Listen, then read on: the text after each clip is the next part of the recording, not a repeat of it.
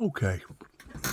First of all, good morning, everybody, and congratulations for making it into another wholesome, thriving, exciting new year. To fix and talk about here is an interesting topic pertaining to breaches, military breaches, that we're seeing more and more of this, either in the center, middle of the 20th century into the 21st century pertaining to 9/11. We're seeing more and more of this, and you have to start asking the simple question: well, how come? Why is there breaches in our military towards not paying close enough attention to our combatant pertaining to the adversary that is out to kill, steal, and destroy? And they really bring up some really good points here pertaining to all this. But the fact of the matter is, whenever you're dealing with supernatural powers pertaining to the advanced enemy, just as the Bible talks about, that will come down in great wrath because he knoweth his time is short, you have to be on target in basically using the same type of technology in combating the enemy as the enemy is trying to combat you. I mean, whenever the man approached Jesus in the desert and said, "We know who you are. We know who you are." He wasn't speaking for himself. He was speaking for the party. We know who you are. Thou art the Holy One.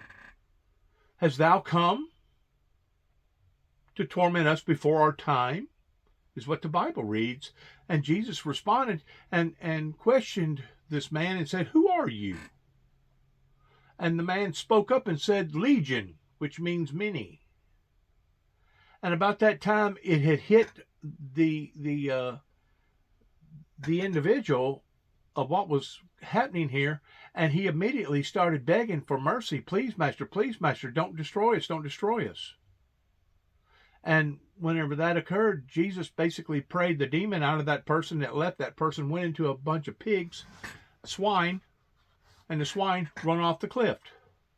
There's two or three things here you need to look at when we're talking about, first of all, these individual demonic spirits knows who we are. If they knew who Jesus was 2,000 years ago, don't you think they know who we are today pertaining to the born-again Christians? Absolutely. Absolutely. And the second thing you need to look at is the word time. Has thou come before our time? Now, 2,000 years later, as the clock continues to tick, there's no doubt in my mind that these evil demonic spirits are very aware of the time. And they know what the scriptures reads, that in the last days, these evil demonic wicked spirits will come down in great wrath because they know their time is short. First thing you need to look at is identity. They identified who Jesus was. Second thing you need to look at is time. Have you come to torment us before our time? The third thing you need to look at is the competence of many that come to Christ in a very bold manner before they identified that they was really and truly talking to God's only begotten Son, which was Christ himself, that had the power right then and there to destroy them. I've had demons to attack me, and some of them has attacked me in a supernatural form, and some of them has attacked me through individuals that has come to me in either anger, rage, temptation, or whatever. So the true Christians out there need to identify who their enemy is, what their enemy is, and what their enemy is out to do, which is to destroy us. And I really am amazed that the people over in Israel, Jerusalem, would not have been on their toes to the degree of seeing this onslaught that occurred to their people, that now they're feeling the reflection of on a day-to-day basis. Please listen. This is a very interesting message here. Please listen. And by the way, Happy New Year to everybody. In the year 2024, this is January the 2nd, stepping off into a brand new adventurous year. So, David Ignatius and Admiral Stavridis. Admiral, I know that you have already said it is long past due that we answer these questions. David, I'll start with you, though. I don't know what the options are here in terms of making sense of this, because the New York Times piece, as incredible as the reporting was... Now, I just gave you a sense of making sense of what's happening. This commentator that's speaking here on MSNBC, she obviously either don't know or is not allowed to talk the way that I'm talking in pertaining to the supernatural world. But I'm telling you right now that if the good people don't sharpen up pertaining to what's happening all over the world, we as a society are at risk towards losing our freedoms. And it's not just here in America, but throughout the world. Please listen. Leaves more questions than answers. It actually is worse than we could have ever imagined. As women were being raped, as children were being forcibly removed from their homes or killed, as people were being killed en masse in the streets and at a concert, you had an army that had no clue what was going on or was caught in traffic. So what are the options at this point in terms of an explanation? I mean, what could be the explanation for this? And is there a nefarious one? So, Mika, the images I found in the New York Times reporting absolutely haunting. People saying, almost pleading, where's the IDF? Where's this army that Israel has counted on through its history? It's been regarded as one of the finest small armies in the world. Where's the IDF? The image of soldiers being shot in their bunks, in their bases, in an attack that they were not warned of, were not prepared for. Images of people, as you said, turning to social media rather than their own battle planning to decide on operations. And I think the problem, Mika, is that disorientation that we saw on the first day, October 7, and the days that followed, has continued in some ways. Israel didn't expect that Hamas, its adversary, was capable of an attack like the one that happened. They simply had never considered it. There weren't plans for it because they didn't think this enemy could do it. And as they've fought in Gaza, Hamas has turned out to be a tougher adversary there than they expected. And that's why this war has gone on and why Israel has gotten so much international criticism for what people say is overreacting. They simply haven't been able to take control of as much of Gaza as they thought. We're now getting to a point finally where the Israelis, in part because of economic need, the need to get reservists back to work so the economy functions better, will begin pulling out initially 2 brigades, 3 more brigades are planned, although no date has been given. And I think Israel, certainly in the north, will now move to a kind of standoff operation scenario where they'll get intelligence that Hamas is located in a particular place.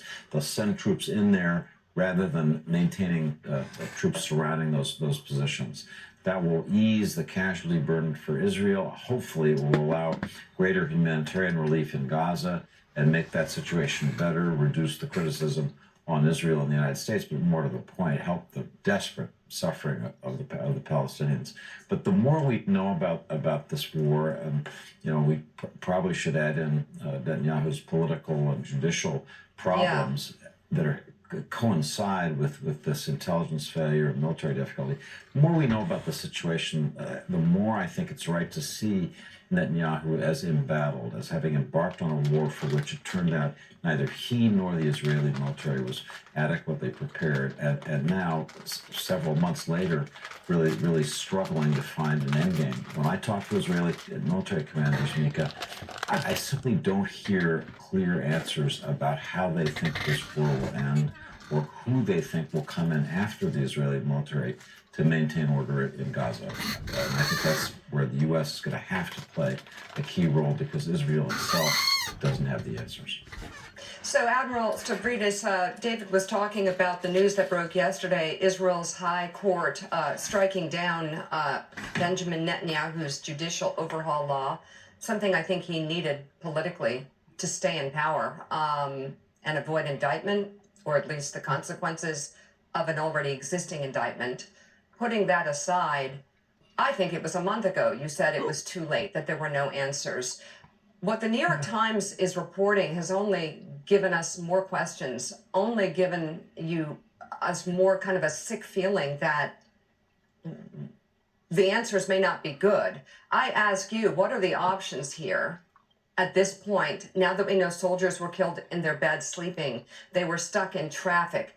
And let me add that Benjamin Netanyahu supported the funding of Hamas through Qatar, that Benjamin Netanyahu says now is not the time to know these answers. I think it is exactly the time, especially if they want the support of their partners, complete support, transparency. And also, what does it say? I guess their attitudes toward women, at the very least, are less than to be respected, given the fact that it was women researchers who raised the flag months ago that this attack was happening, in a 40-page blueprint on this. I ask, what are the options beyond the fact that Israel was not prepared? That seems impossible. So what are the other options? Let's go back to why this happened. I think there are kind of three big reasons. One is complacency. The Israeli military simply could not conceive that Hamas would be able to generate this kind of high-end, striking combat attack. And they underestimated the degree to which Iran had provided the weaponry to do it, the training, the functionality. So complete underestimation of Hamas, a complacency syndrome. Secondly, you touched on it a moment ago, Mika, the internal divisions in Israel had even reached into the Israeli Defense Forces. We had seen reports of reservists who said, we're not going to report until this constitutional crisis is resolved. That's pretty remarkable in a military that absolutely relies on its reserve component.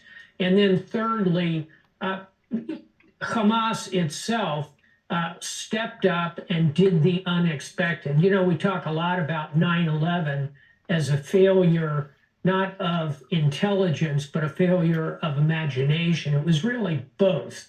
But the crisis for America that has some echoes here is really Pearl Harbor. It's where our military was literally sleeping in their bunks in Pearl Harbor, had no idea, seemingly, this attack was going to come, even though in retrospect, we saw plenty of intelligence flickers out there. So that moment for the Israeli military reminds me of the Pearl Harbor moment for the United States. In terms of options, I think more importantly than all of that, and Israel will pull that apart, and it can't happen fast enough. They need to be doing this in parallel to the fight. And let's face it, they're not fighting the Japanese empire here. They are not under existential threat from Hamas. So they can do the investigation and understand. And after Pearl Harbor, what the United States did was bring in new commanders. We got rid of the team that had allowed this to occur. Absolutely. We brought in new, fresh admirals like Chester Nimitz, Bull Halsey, Raymond Spruance. These were relatively unknown officers who stepped in and recovered from that situation pretty remarkably. So I think Israel, A, needs to investigate this now and fully, B, reshape their military leadership based on the leadership failures that I think are quite extant, quite obvious here, and C, heal these internal divisions. Here we get back to the political and the Benjamin Netanyahu situation. It hurts Israel's national security badly. But as Mika mentioned, quoted in the New York Times, an IDF spokesperson said, questions of this kind will be looked into at a later stage. They just don't want to talk about what happened on that day from the point of view of the military. And David, you've covered the Middle East for so long. You understand Israel so well. And you know that the way that Israel's sleep at night when they're surrounded by people who openly call for their destruction, why they have a thriving democracy and an economy and all the miracle of Israel, is that because they trust that the Israeli military has them protected. They trust that things like this can't happen. They trust that they have one of the most sophisticated intelligence operations in the world. So what is your sense internally inside Israel about how that has been shattered a bit, and what kind of pressure is, in fact, Prime Minister Netanyahu under internally from the Israeli people? Or are they so focused right now on the effort to defeat Hamas that they're unified on that question, willing to accept that we'll deal with what happened that day at a later date? So, Willie, I think you put your finger on what has been so traumatizing for Israel. Israel lived on the strength of its military, its conviction that no matter what its adversaries tried to do, Israel would respond quickly and decisively. And the opposite happened here. Israel responded slowly and uncertainly. And I think for Israelis across the country, this has been deeply disorienting. This isn't the military that they expected and need. I think there's been a lot of second guessing up and down the chain. I think a lot of this has come to be focused on Netanyahu, a leader who's seen as being more focused on his political interests in staying in power than on the unity of the nation. Certainly in the months leading to war, Israel was as divided as I've ever seen it as a correspondent. Now, as the war is being fought, as I talk to Israeli commanders, the people who seem to have the best sense of the battlefield are those same IDF commanders. If you want to talk about ideas for where this might end, about the day after, as we like to say, those are things that the best people in the IDF are thinking carefully about. Unfortunately, there's not political consensus behind them yet, and I think we're going to have to begin to think about a post-Netanyahu scenario for Israel. He is embattled, losing support. The Supreme Court's rebuff of his judicial reform package makes his problems, I think, all the more difficult. But to go to the basics, Willie, as you said, an army that symbolized the country and on which the country depended seems to have failed here, and that really hurts and upsets the whole country. Yeah, and there's two things we're talking about in this, Jonathan Lemire. Number one, when Admiral Stavridis talks about complacency syndrome, that makes sense for the weeks and months coming up. I mean, it doesn't to me, because when they talk about Hamas living their lives 24 hours a day, 7 days a week, to want to kill Jews, to want to kill Israelis, that doesn't sound like you should be complacent, just, from the outside. But let's entertain that.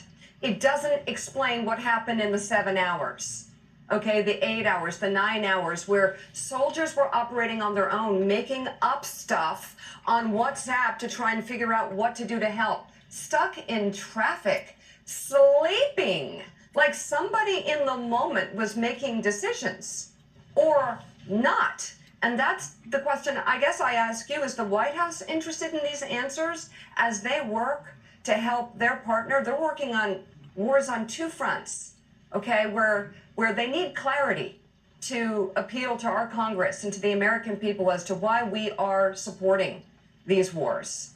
And I guess my question is the White House interested in these answers? Are they concerned about the answers? Oh, they most certainly are. And from the early days after October 7th, U.S. officials made it very clear that they wanted to know just what went wrong. And this is so devastating for Prime Minister Netanyahu, who really billed himself as the national security prime minister. And it's both complacency, but also being distracted. That Netanyahu's focus was on the West Bank. He just redeployed 2 commando units, the IDF did, in the days before the attack, because Netanyahu was placating his political base, his coalition government, of this extreme right-wing settlers in the West Bank. That's where he wanted his focus. And he certainly didn't put his focus on a 2-state solution. solution. And that, Mika, is at the heart of the frustration and rising frustration that the White House has with Netanyahu, that he has not given license to this support, that they feel like a two-state solution is essential for peace and stability in the region, as is Admiral Stavridis, the idea that Israel shouldn't be part of a Gaza occupation whenever the war does come. The White House has been so clear about that, and Netanyahu seemingly not listening. And this comes at a difficult moment where we're seeing tensions rise in the Red Sea. The U.S. is taking more aggressive action to ward off these Houthi rebels. They're leaning on Israel to be more targeted in their strikes of Gaza. It depends on the day whether Israel seems to be listening there or not. But it does seem like that though Netanyahu has become an unreliable partner, the U.S. feels he's not going anywhere, at least for now. So the U.S. has to be able to manage this. How do you think they can? First and foremost, let me go to the sea for a moment and what's happening in the Red Sea. This is big casino for the global economy, frankly. This Red Sea is the size of the state of California. It lies right under the Suez Canal. And so far, the Houthi rebels, who are completely creatures of Iran, trained, equipped, organized, ordered, much like Hamas is, these Houthi rebels are actually creating the conditions in which the big shipping companies are simply not going through there. This is like closing the Suez Canal. Now, we're not there yet, but you could see the outlines of a real blow to the global economy because 15, 20% of the world's shipping passes through the Red Sea. So yes, we have to continue to work with our friends, partners, and allies in the region. That's Israel, but it's also the Kingdom of Saudi Arabia, the UAE, Bahrain, as well as our NATO allies who are all engaged in the maritime side of this. Going back to land for a minute, what I worry about, Jonathan, here are two things. One is tactical from the report. Back to Mika's excellent questions. How could this happen? Another part of it we haven't touched on is no plan, no training, no sense of practicing to respond to this. That's pretty remarkable because that's what militaries do. They build plans that mirror what their enemies might do, then they train against them. To me, the most striking thing in the New York Times reporting was the lack of any kind of planning, training, or exercising. As Mika said, soldiers just making stuff up. That just hurts your heart as a military professional. You can't conceive of that. And then secondly, at the strategic level, what this does, and this is what would keep me awake at night if I were an Israeli in my bed, is that deterrence is shattered. The opponents see this weakness. Hezbollah says, the Houthis say, Iran says, Deterrence, if not shattered, is certainly deeply weakened here. Those are big concerns. The U.S. needs to stand with Israel in this time, but we have a very troubled partner leading that nation. Retired Admiral James Stavridis, thank you very much for coming on. Happy New Year. We're glad to have you this coming year in the months to come as we cover this story and this question. Still ahead on Morning Joe, former Trump staffers echo warnings and concerns over the possibility of a second Trump presidency. We have that, plus a breakdown of the legal battles facing the GOP frontrunner this year as the election approaches. And later, White House Press Secretary Karine Jean-Pierre will join the conversation to discuss what the Biden administration has planned for 2024. You're watching Morning Joe. We'll be right back.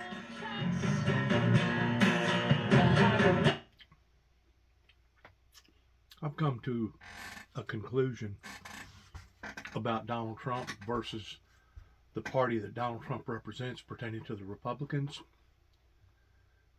If Donald Trump is really serious about wanting to help this country, if he's really, really serious about wanting to drain the swamp, if he was to change his position in being an independent, then I would possibly change my position in considering voting for him.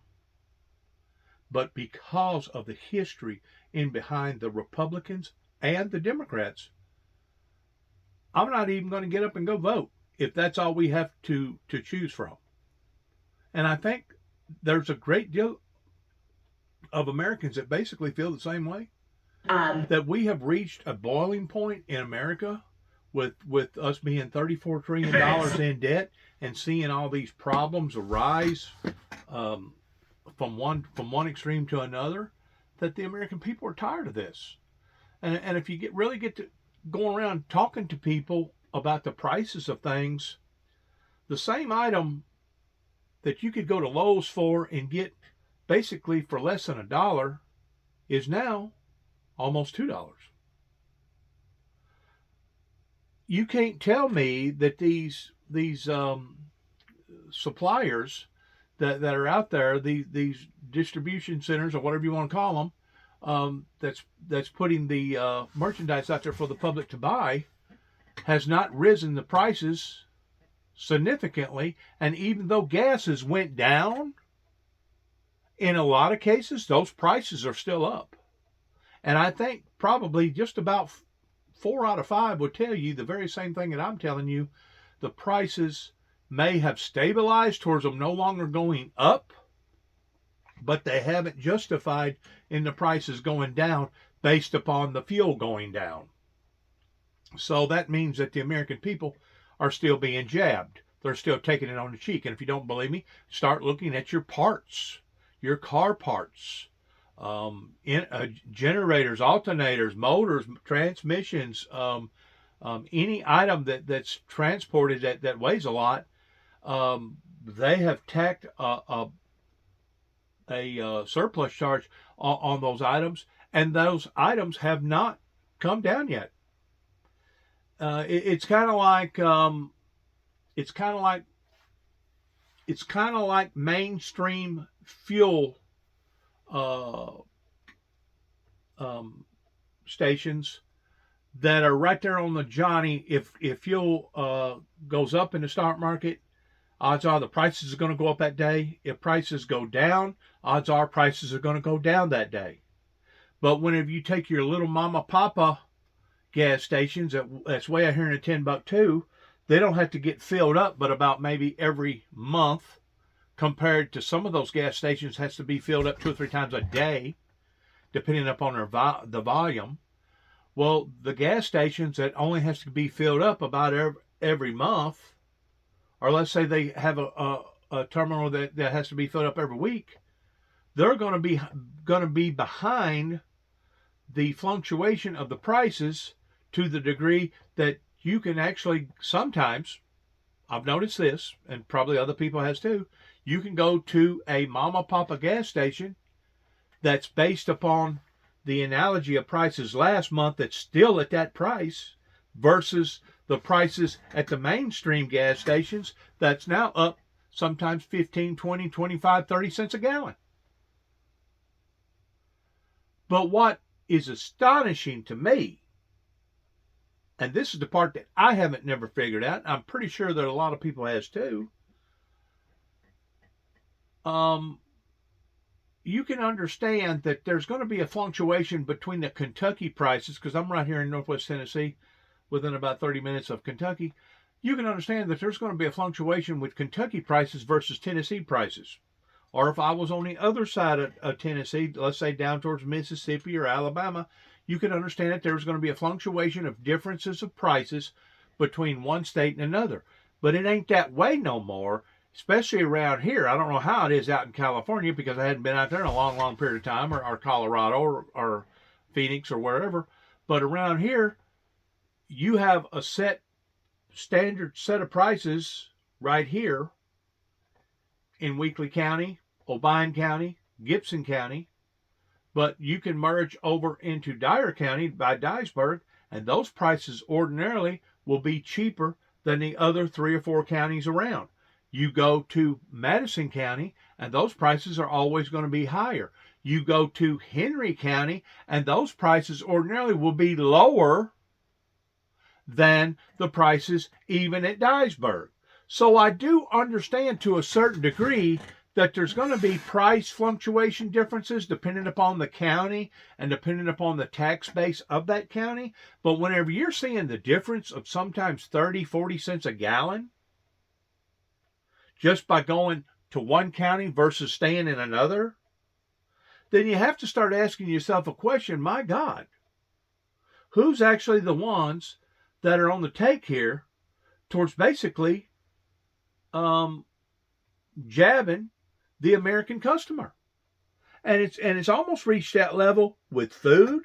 It's almost reached that level with clothing. It's almost reached that level with parts. It's almost reached that level with everything based upon the terrain of where you're at. Now, I've always understood this, that if you, let's say you go to Vail or Silverthorne or up towards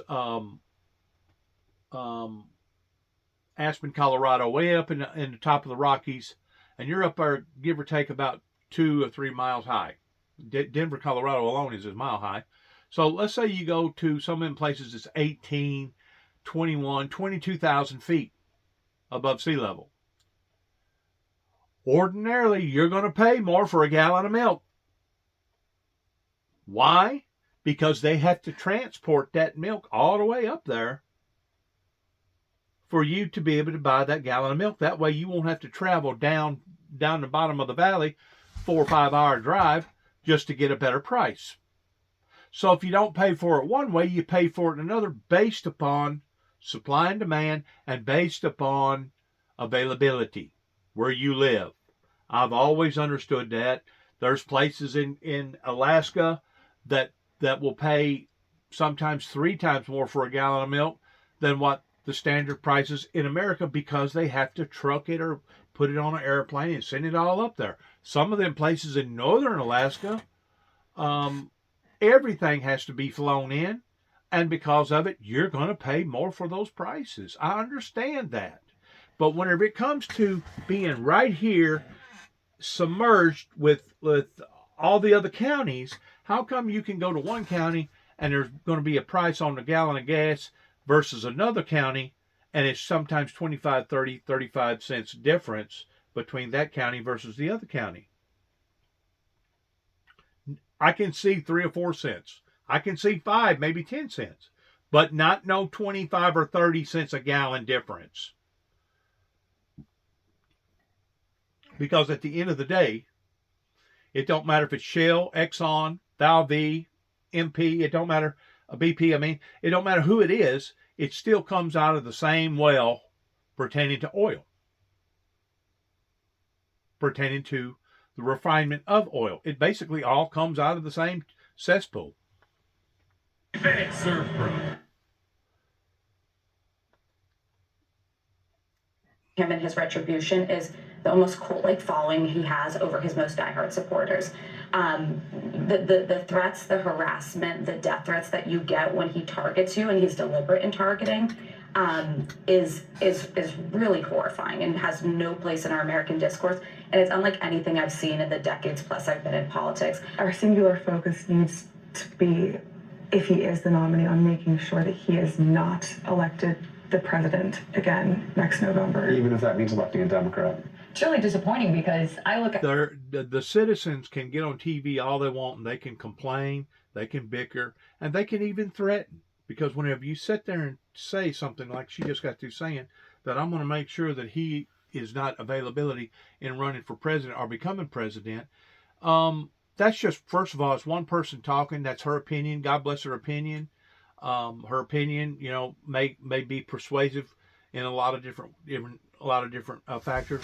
But the fact of the matter is, can't nobody disqualify Donald J. Trump other than the system. If the system decides that they're going to dump Trump, then that's what the system will do.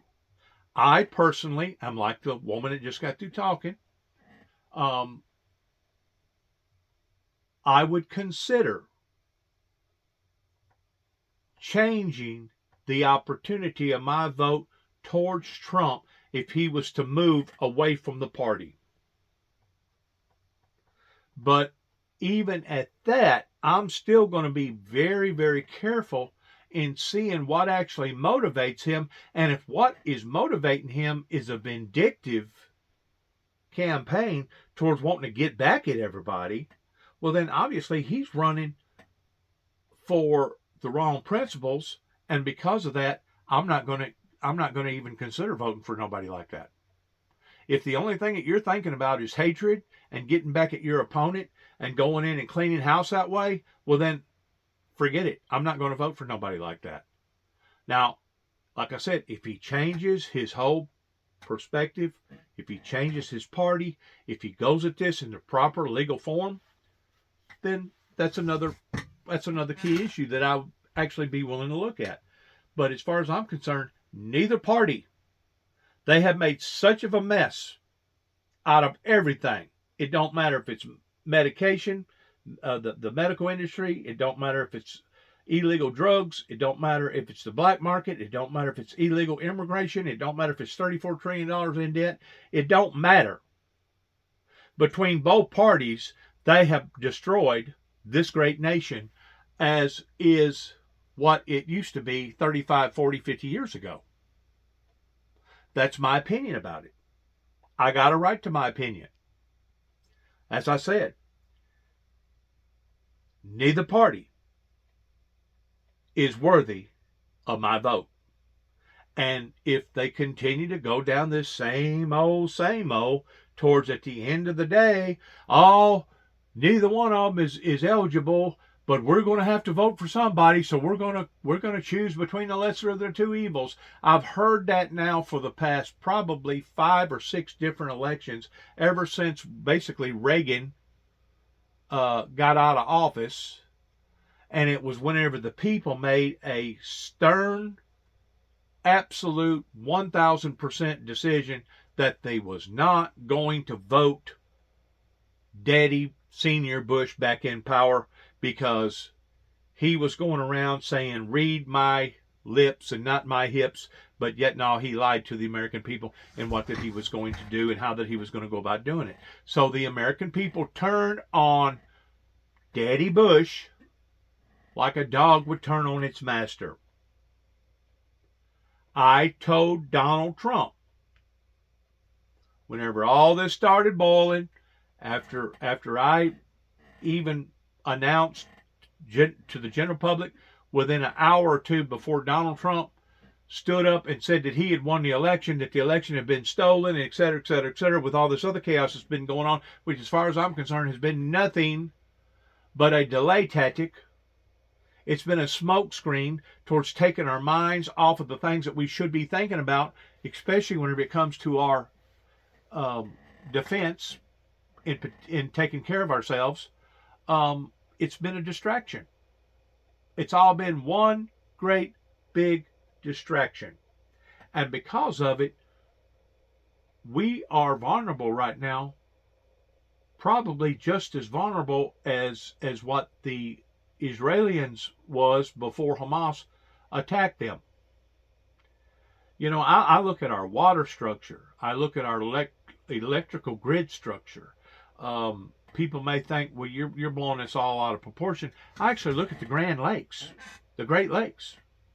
What if somebody had the ability to go in and blow one of the levees on one of the Great Lakes, and let's say all that water come ushering down the mighty Mississippi? Do you have any idea how many people that it would absolutely destroy and wash away if that was to occur? Or even somebody taking a missile and shooting it over towards Yellowstone, knowing that Yellowstone was a tinderbox, and now the next thing you know, it helps to create a massive super volcano eruption. Or somebody having one of them MP bombs that basically is over our country, and they activate that bomb and it basically fries all the computer systems and everything electronical. I look at a lot of things whenever it comes to the safety and the benefit of our people over here in America, including homegrown terrorists, that basically my own country, my own state, my own county right here in Weakley County, Tennessee, basically tried to make me out as after 9/11 occurred in 2005 for falsifying files. I look at a lot of stuff that what not just the American people are going through, but what the world is going through right now. We're under a spiritual siege, and I've said this now for the past probably 3 or 4 years, ever since COVID come along. We are under a siege, and if it's not a siege coming in one way, it's a siege coming in another way. And if you get to adding up all the vulnerabilities of the democracy all over the world, there's probably 1,000 or more different sieges that our enemy can basically come in and jeopardize our freedom. That's how crucial that things have become, not just in America, but all over the world. These options, and I'm upset with them, but at the end of the day, I trust one person with our government and democracy than I do the other. And so I've never voted for a Democrat in my life, but I think that in this next election, I would put policy aside and choose democracy. Former Trump White House aide speaking out on the dangers of a potential second Trump term. You know, I kind of thought that too whenever I voted for Al Gore. And then the first time that I voted Democrat was for Bill Clinton. I kind of thought that too. But now, since I've looked at both sides and I've realized that really don't neither side have a solution to the problem, either the problem with the illegals or the problem with the illegal drugs or the problem with all the gun violence or the problem with us being $34 trillion in debt, they're not worthy. They are not worthy of my vote because both parties have failed.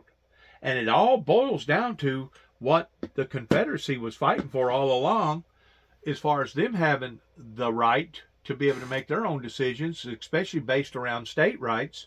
But it was basically Lincoln that declared war into his own country, in which it was validated pertaining to slavery, abolishing slavery. But at the same time, you have to look at it now, 150 years later, or however long the Civil War was, you have to look at it now later and say, okay, the North wanted to rule the roost. The North wanted to show the South and how the cow was going to eat the cabbage. Finally, there towards the last, be it as it may, the South surrendered to the North and said, okay, you guys run the show. Well, we've seen now how the show has been run. And the show, as far as I'm concerned, from a legal perspective, in our courts, in our politics, in our international as well as national affairs, you know what?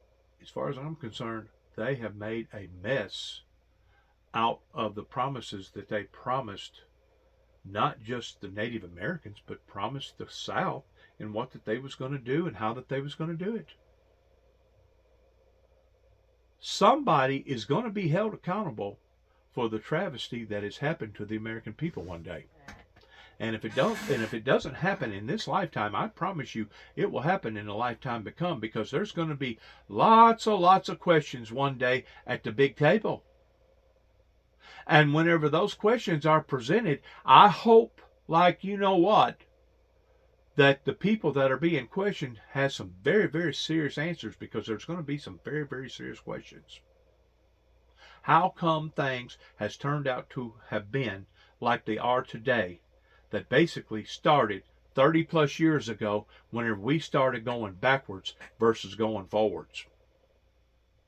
I think the debt ceiling has been jeopardized now about 75 plus times towards them raising the ceiling. And as far as I know, as soon as Congress gets back in power, that's going to be one of the main issues towards, well, are we going to shut the government down, or are we going to raise the debt ceiling again? The people are getting tired of this. The people are getting tired of the inadequacies that are happening. And if either or both parties cannot come up with a solution to the problems, then my advice would be bring in another party. Bring in a completely different group of people to drain that swamp and to start all over again, just like the little farmer that planted the field, and whenever it come up, didn't but about half of it come up. So now he's got a choice he can make. He can either live with what he's got, or he can disc it all under again and plant it again and hope that whenever he plants it the second time that he'll have a better stand the second time than he did the first time. That's where we are as a nation. That's where we are as a true global democracy. That are we going to settle for what we have, or are we willing to step out and make some true differences? And those differences aren't necessarily going to be for us, especially those that are already in their 50s or 60s and or even 70s, because I'm 62 years old. The decisions that we make today in which direction that we're going to go really ain't going to affect my life one way or the other, because I've already done lived basically 80 to 85% of my life. But you know who it is going to affect? Our children and our grandchildren and our great-grandchildren and possibly even their children. That's the decisions that we make today that will affect their lives down the road. And I don't know that the majority of the people in America can't see the trees for the forest. I really don't think that they can see that far advanced whenever it comes to what we do today will affect generations below us. The Supreme Court is poised to rule on one of the most consequential ballot cases in American history. At least 2 states now have ruled former President Trump is not eligible to hold the office of the presidency. The Colorado case has already been appealed. If the Supreme Court... Let's move on. If he's not eligible, he's not eligible. If he violated his own principles and he's not eligible, then let's get over this and let's go on. Whether or not he is or he ain't eligible, I'm telling you right now, because of the party, the Republican Party, and him sticking with that party, to me, automatically makes him uneligible, in addition to the things that he spews out of his mouth, and in addition to the insurrection that he fumigated. He fumigated that insurrection. There's absolutely no doubt. Proof is in the pudding towards what occurred and how it occurred. Now, he was very slick and sly about it. He just didn't just come right out and say, well, let's stop the election vote. He didn't just come right out and say that, because he knows better than come out and say something like that, because then it would be a given. He tiptoed around that. But even him tiptoeing around that, you could tell in the trajectory that he was going that day, in his wording of what his true intent was. Especially whenever he made the comment about his own vice president in being let down because Vice President Pence didn't stop the election. That right there is a given to me. That's a given of what his intent was. His intent was to remain in power regardless of what the people had to say and stop the election. And if that's grounds towards him no longer being available to run for president, then they need to get this in behind us so that we can move on with our lives. As I've said, I continue to keep saying, this is a delay tactic. And this is a diversion that's taking our minds and our concentrated thoughts and our energy in a direction that we shouldn't be thinking about right now. We should be thinking about all the other crises that we're facing, especially those pertaining to the drugs and the guns and the violence and the illegals coming over here every day, and us being $34 trillion. How are we going to fix that? You think it's just going to vanish? You think it's people just going to make it like disintegrate, and all of a sudden ain't nobody going to think nothing about it? You have to be practical in the decisions that you make today, because the decisions that we make today will affect millions of people's lives tomorrow. Because our future is our children. And if we no longer care about our children, then we no longer care about our future. Boost of an unqualified victory in the nation's highest court. Chief Justice John Roberts will doubtless seek consensus, or at least try to avoid a partisan split. There we go.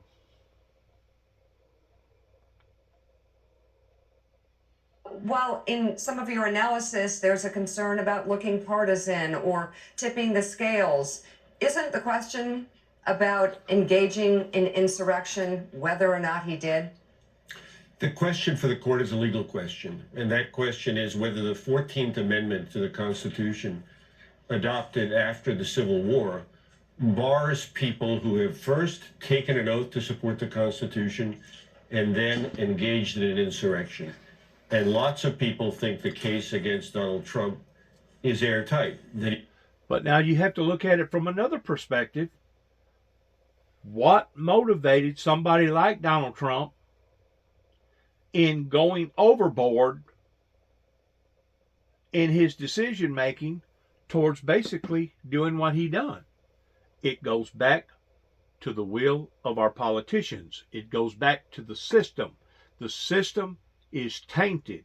The system is corrupt. The system is basically broken on probably 100 different levels that I can think of, from A to Z, especially those that are unfortunate that can't defend themselves, that are being falsely accused of stuff, and basically has to take whatever that the system offers them. That's one of the reasons why that I had to do what I done, because I had already been played by the state of Kentucky pertaining to that, basically a sham, a scam, because I never did threaten nobody, and I didn't violate any court order pertaining to me contacting Land Between the Lakes office. And then about 90 days later, I contacted another individual that worked for the administration. I didn't contact the law, but because I made those 2 telephone calls, they done something totally illegal and going beyond the boundaries of turning that into a federal crime. That way it gave them federal authority to go across state lines. So there's no doubt the system and the people that's in there or was in there is corrupt from A to Z. So you got to be willing to look at both perspectives whenever you're talking about this, and not just look at it one-sidedly. Is it rigged? From A to Z, it's rigged. Because I guarantee you, if you got deep pockets, it didn't matter if you got a big farm, or you inherited money, or you was a drug dealer, and you got the money to shell out to a Johnny Cochran, you're going to get a whole lot less sentence. May not even get sentenced at all, because you've done shelled out all this big money to all these big attorneys, and the courts now has gotten a lot of money off of this, pertaining to penalizing you this way. But whenever it comes to you actually paying for the crime that you committed, some people basically walks and commits a crime that's twice as heinous as what the crime was before, and or the crime was to the other person. And the reason why is because that person has the funds to be able to pay their way out. It's kind of like Michael Jackson whenever he got accused of a pedophile crime pertaining to that little village that he had, or whatever it was that Michael Jackson had, that he was supposedly sleeping with them little kids. Because Michael Jackson had the money to pay off the parents, because Michael Jackson had the money to fight the courts didn't go after Michael Jackson like they would have went ahead and went after somebody that was a whole lot less famous or a whole lot less powerful than Michael Jackson. But because Michael Jackson was willing to fork out the money, okay, that's not true justice. Especially those that was fortunate enough to have the money versus those that's unfortunate enough to not. That's the differences in the corrupt system. That's the differences. While one person walks, another person gets the 5th degree. did both of those things. Right. But there are a lot of sub-issues, and No, it's not. No, it's not. You don't know what you're talking about. Sub issues. It's either right or wrong. It's either fair. It's not fair. And the way the system's set up right now with the elite, the powerful, those that's got the money to spend, versus those that don't, it ain't even close to being fair. In addition to how that the American people have been sold out by all the conglomerates that's either come over here, or the conglomerates has reached out towards going to other parts of the world, towards getting cheap merchandise and bringing it over here and putting it on the shelves that basically the American people can't even manufacture and put on the shelf, and that ain't counting the transportation fees, transporting fees. The whole thing's out of whack. It's out of whack. It's rigged.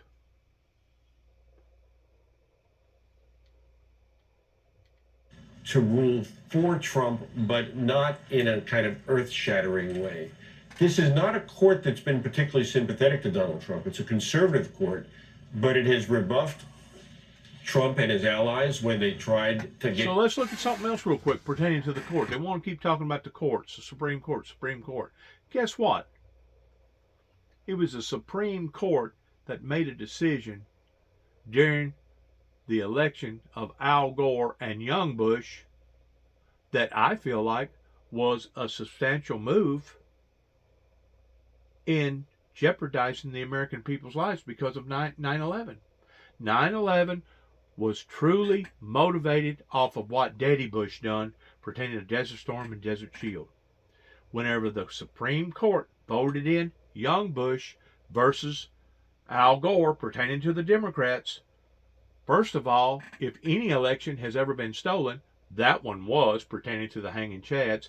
And secondly, that sent shockwaves all over the Middle East, where they had done already made a vow that if the Bushes get back in power again, we're going after the American people. And we're going to go after the American people. It don't matter if it's legitimate towards it being an army stance or if it's illegitimate towards it being a terrorist stance. We're going after the American people if the American people put another Bush in there. And guess what the Supreme Court done? They put another Bush in there. Guess what happened? You got it. You don't have to be a rocket scientist to figure this stuff out. Court to overturn the election, and when the Manhattan DA and a congressional committee sought records from him, the court voted 7-2 against Trump, with all of the Trump appointees in the majority and only Justices Thomas and Alito in dissent. Yeah, no, there is some reporting that former President Trump is very worried about this. And Joyce, it's very hard to count how many different legal battles this former president is fighting at the same time. In this case, are Colorado and Maine the only states that are doing something like this? You know, they're not, Mika. Other states have ruled that Trump does get to remain on the ballot. The Minnesota Supreme Court has taken that position, and there are proceedings in a whole host of states. This is complicated because we don't have one national election. We've got 50 different state elections with different rules. State so, rights. for instance, in Colorado, rights. Trump has to establish he's eligible to run, and that drove some of that ruling. In Michigan, where the law is a little bit different, the courts have held that Trump is eligible to remain on the ballots, at least for the primaries.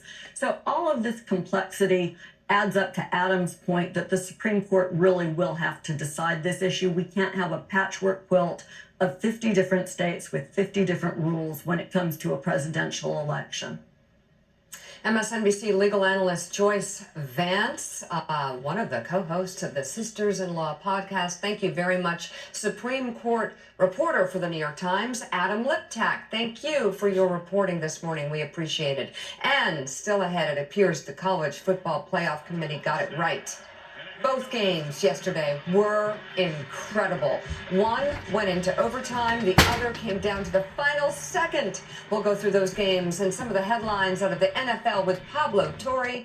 He joins us next on Morning Joe. That's one thing. that caused the Civil War. Whenever they talk about the Civil War was based around slavery and the freeing of the slaves, they're wrong. The Civil War was based around several different factors.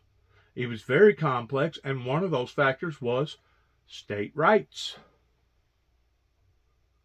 That's what stirred everybody up. And it looks like it may be what stirs everybody up again. I don't know.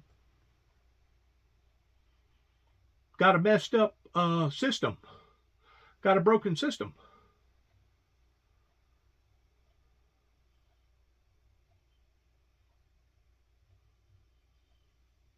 Maybe the reason why England has stuck with being a monarchy. Makes it a whole lot more simplified. And of course, if you don't like it over there, you can always leave. You can migrate to some other country. Same way with over here. You don't like it over here, you can go to some other country.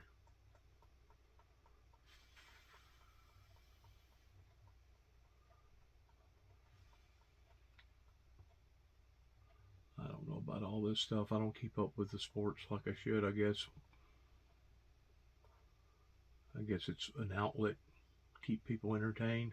Once more, as far as I'm concerned, it's another diversion. It's a way of taking people away from where they should be and putting them in another orbit to where they don't feel quite as complicated or quite as obligated.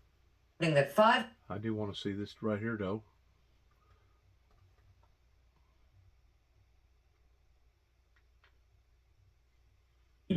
And in Kyiv, capital, 5 areas of that city were struck.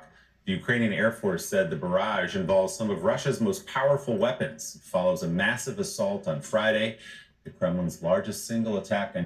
See, that's another area right there that's a very tender area that I've heard other people comment on. How come America, if they was going to back and support Ukraine, how come they didn't give them what they needed up front to go in and basically massacre the Russian government in what that they was trying to achieve? And I said that within the first 72 hours after all that stuff broke out, that you cannot toil with these people in what they're trying to achieve. Whenever they got to spitting out to the world that they felt like that they had been cheated, that's exactly what they felt like. And in some perspectives, I can look at and see what the church world has done over here in America towards not supporting the things that Ronald Reagan was telling the superpowers to support, but yet no, couldn't get no volunteers. And instead of them not just not supporting the Windmill Ministries missions, they actually attacked the founder of the ministry. Which, once more, proof is in the pudding. How are those people in Russia supposed to look at this if certain politicians were spewing out one thing about the Antichrist and one world government and the opening of the seals and the 4 horsemen, while the church world was doing just the opposite? What other else perspective was those people supposed to have taken other than the side of believing that they had been cheated? And the fact of the matter is, it wasn't just Russia that got cheated. It was the world in general that got cheated, because they never wanted to give the founder of the ministry a true mic. They never wanted him to be spearheading the prophecies that was to be spearheaded during that time. And that's one of the reasons why it ain't just the Russians that got cheated, but basically all your Democrat countries have been cheated because of what's went on over here in America pertaining to the church sector, the so-called Christians. Imagine that. And since the war started, at least 41 civilians were killed in that barrage, Mika.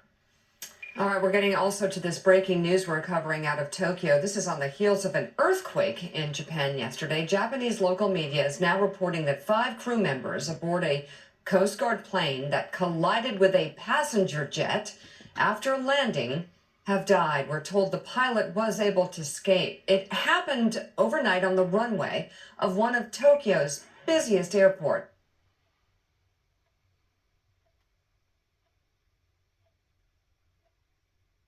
Check that out. One plane hit another plane.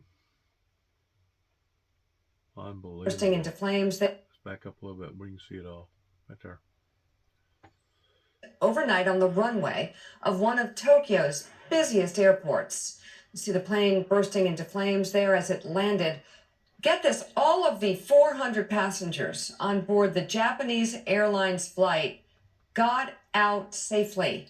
The Coast Guard personnel was on the way to help victims of yesterday's earthquake. Right now, crews are still working to try and contain that fire. But look at that. Those pictures of the fire are unbelievable when you hear that the reports are these 400 passengers had under 2 minutes to get out of the plane. There were multiple toddlers. Everybody got out of the passenger plane alive. Incredible. We'll be following this breaking story out of Tokyo. Coming up, a report from NBC News foreign correspondent Matt Bradley on how democracy is on the ballot in 2024, not just here in the U.S., but across the world. Plus, the strained relationship between President Biden and Israeli Prime Minister Benjamin Netanyahu over the war in Gaza between Israel and... See what I was saying about the world itself, the democracy of the world being in jeopardy? So it wasn't just the Russians that got cheated, but basically the world in general because of what the church world done over here. It's sad. It's a travesty. It is a travesty that the so-called church council is going to be responsible one day towards answering for that began right here in Northwest Tennessee. Tuesday. Now, they can call me crazy all they want. They can call me out of touch with reality all they want. But the fact of the matter is, consequences has set up in the direction towards being the opposite of peace and utopia since the Windmill Ministries missions come into existences. Tuesday, January 2nd. Happy New Year, everyone. And you can blame me if you want to and say, well, you didn't do your part. You didn't do your part. No, I did do my part. I put the information out there. And I knew because it was so abrupt message, especially in this particular neck of the woods here, with it being the Bible Belt area, that I was going to have a great deal of controversy over it. I was actually having to go through the back door with the messages because at that time, social media wasn't near as what it is today. If I could have done it in a different way, I would have done it in a different way. I promise you I would have, because nobody asked to be persecuted and prosecuted the way that I have just over my spiritual message getting out to the world. I don't think nobody wants to be abused this way. But I was. And like I said, you can be short-minded if you want to, narrow-minded if you want to, and blame it on me, which is stupid, because the fact of the matter is, it's the people that failed the ministry, not the founder. The founder has always stood up for the same teachings of the Lord Jesus Christ all the way to the very end. The thing that throwed the so-called church members was, oh, the founder's talking about the whole Bible, not just part of the Bible. Right? The founder was talking about Revelations and Daniel and the one world government and the new world order and the opening of the seals and the four horsemen and the false prophet and the Antichrist that's going to come after the church has been removed from the planet. And the so-called church did not support the founder. That is proof in the pudding. You cannot deny that. I mean, you can deny it if you want to, but the fact of the matter is, I got proof. I still got live witnesses, and everybody and their brother knows what happened here. And now, because of social media, now it's getting spread out broader towards now people not only in America finding out about this message, but now people all over the world are finding out. My God, what did they do to that poor man? My God, well, how come that man was doing what he was doing for 30 plus years, and he never could conjure up no type of interest in people that wanted to help him or support him? Proof's in the pudding. You want to know how come people like Russia is standing up and saying they got cheated? Bingo. Evan Lemire is still with us, and 2024 is expected to be the largest expression of democracy in human history, with more than half of the world's population living in countries that will host nationwide elections next year. But in many of the largest and most important elections, including in the United States, it is democracy itself that will be on the ballot. NBC News foreign correspondent Matt Bradley has more. I will prevent World War III. 2024 will be a bumper year for elections. And not just in the US. More than half the world's population live in countries that will hold nationwide voting this year. It could be the largest expression of democracy in human history. But if democracy is on the march, autocracy appears to be striding right beside it. We're seeing all these elections in 2024. Is democracy also on the ballot? Democracy is on the ballot. In fact, you have this paradox that defines global democracy right now, which is that you have more elections than ever before in human history, and yet the world is becoming less democratic year on year. Some elections, like in Russia, Bangladesh, Mexico, and Pakistan, will be held in countries where international monitors say the elections could be compromised. Or they simply won't carry much political weight. Africa will be the continent with the most elections, but countries there suffered 9 coups in just 3 years. And in some of the biggest votes, like in the US, India, and Indonesia, rights groups say voters will be asked to choose between democracy or what some are calling a kind of creeping authoritarianism.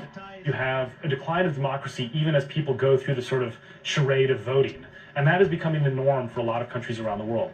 But you also have it on the ballot because the US, which is the global bastion of democracy, the most powerful democracy in the world, has effectively an authoritarian candidate in Donald Trump going up against a mainstream pro-democracy candidate in Joe Biden. But poorly run elections can damage more than just the results. They can also... Now, we have several things to blame for this. COVID's one of them. Social media is another one because of now how spread information gets, how quick it gets out. And plus we have the fact that there's been a movement, not only here in America, but worldwide, towards basically being antichrist that I foreseen coming down the pike as soon as I started being attacked in 1989 by Homeland Security here in America. People did not want to support the windmill ministries because the windmill ministries supported biblical Bible prophecies, end-time Bible prophecies. That's the bottom line to it. The elders, the people that got a hold of this message, that listened to it, that studied it, 99.9% of them stood in front of people like Judge Tommy Moore here in Weakley County and said that as far as they was concerned, it was some sort of a type Unabomber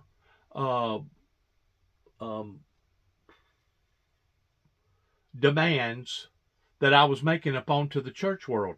Hey, I didn't write the book of Revelations. I didn't write none of the prophecies coming out of the Bible. All I am is just a messenger to them.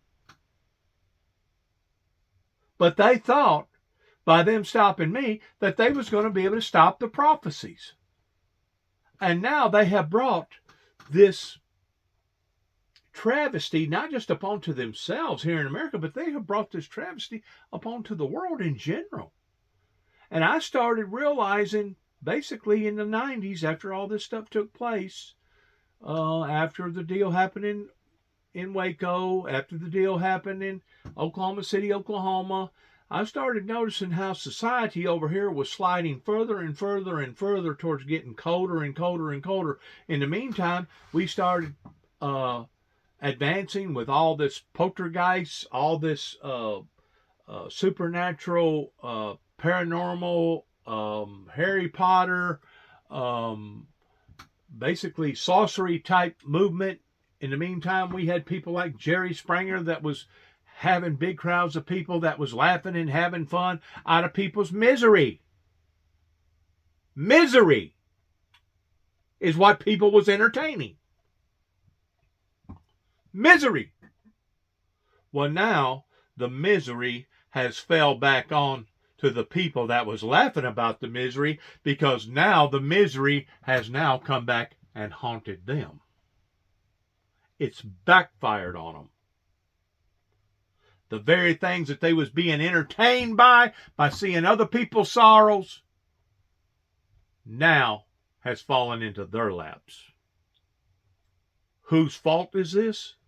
Other than Satan himself, the devil himself, was our politicians and our preachers that was in charge of people's lives that didn't take the reins or take the bull by the horn that should have had, that did not.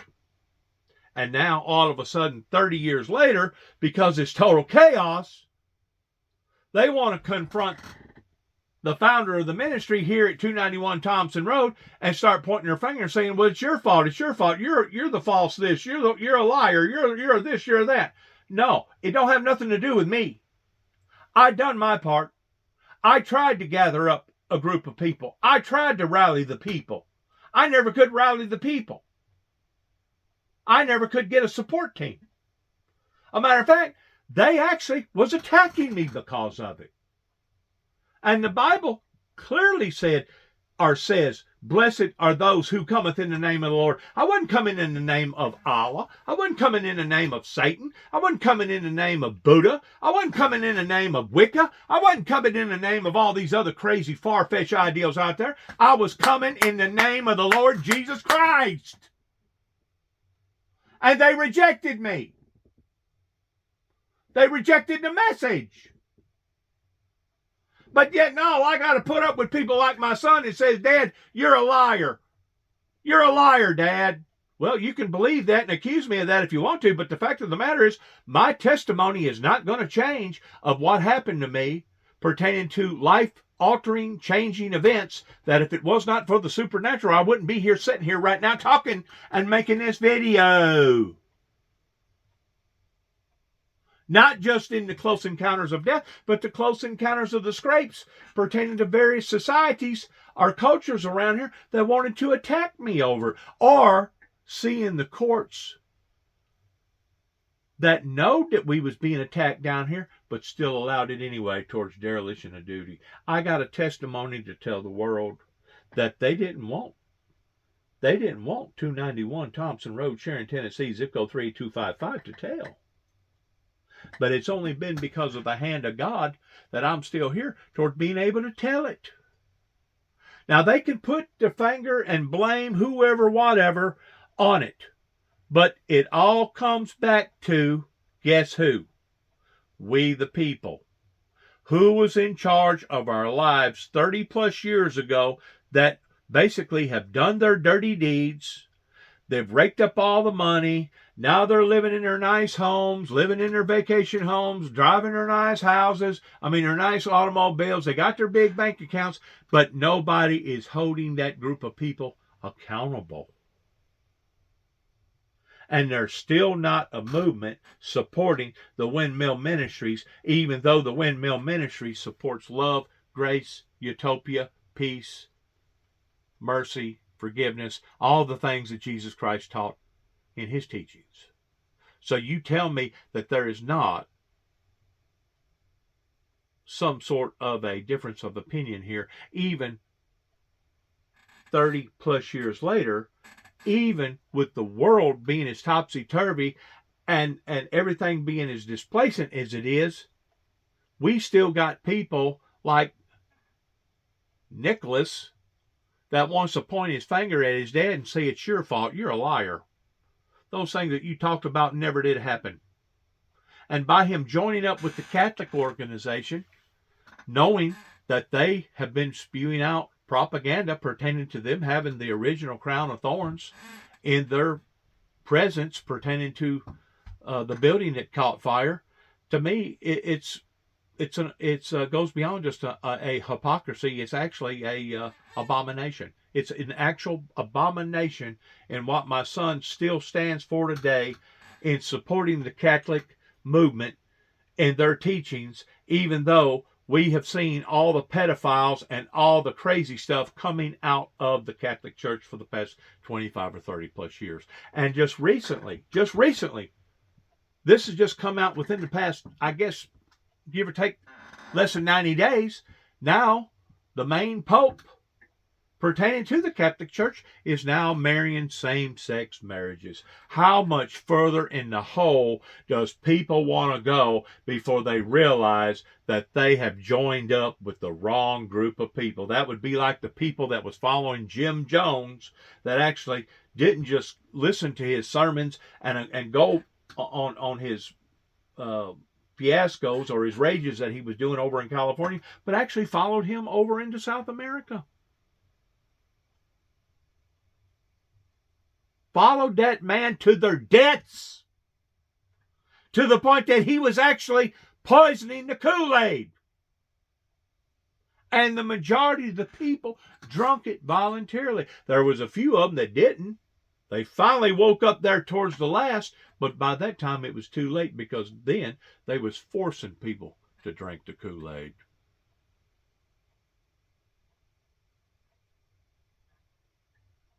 This goes beyond a hypocrisy. This is an abomination that has been manifested by various preachers and politicians here in America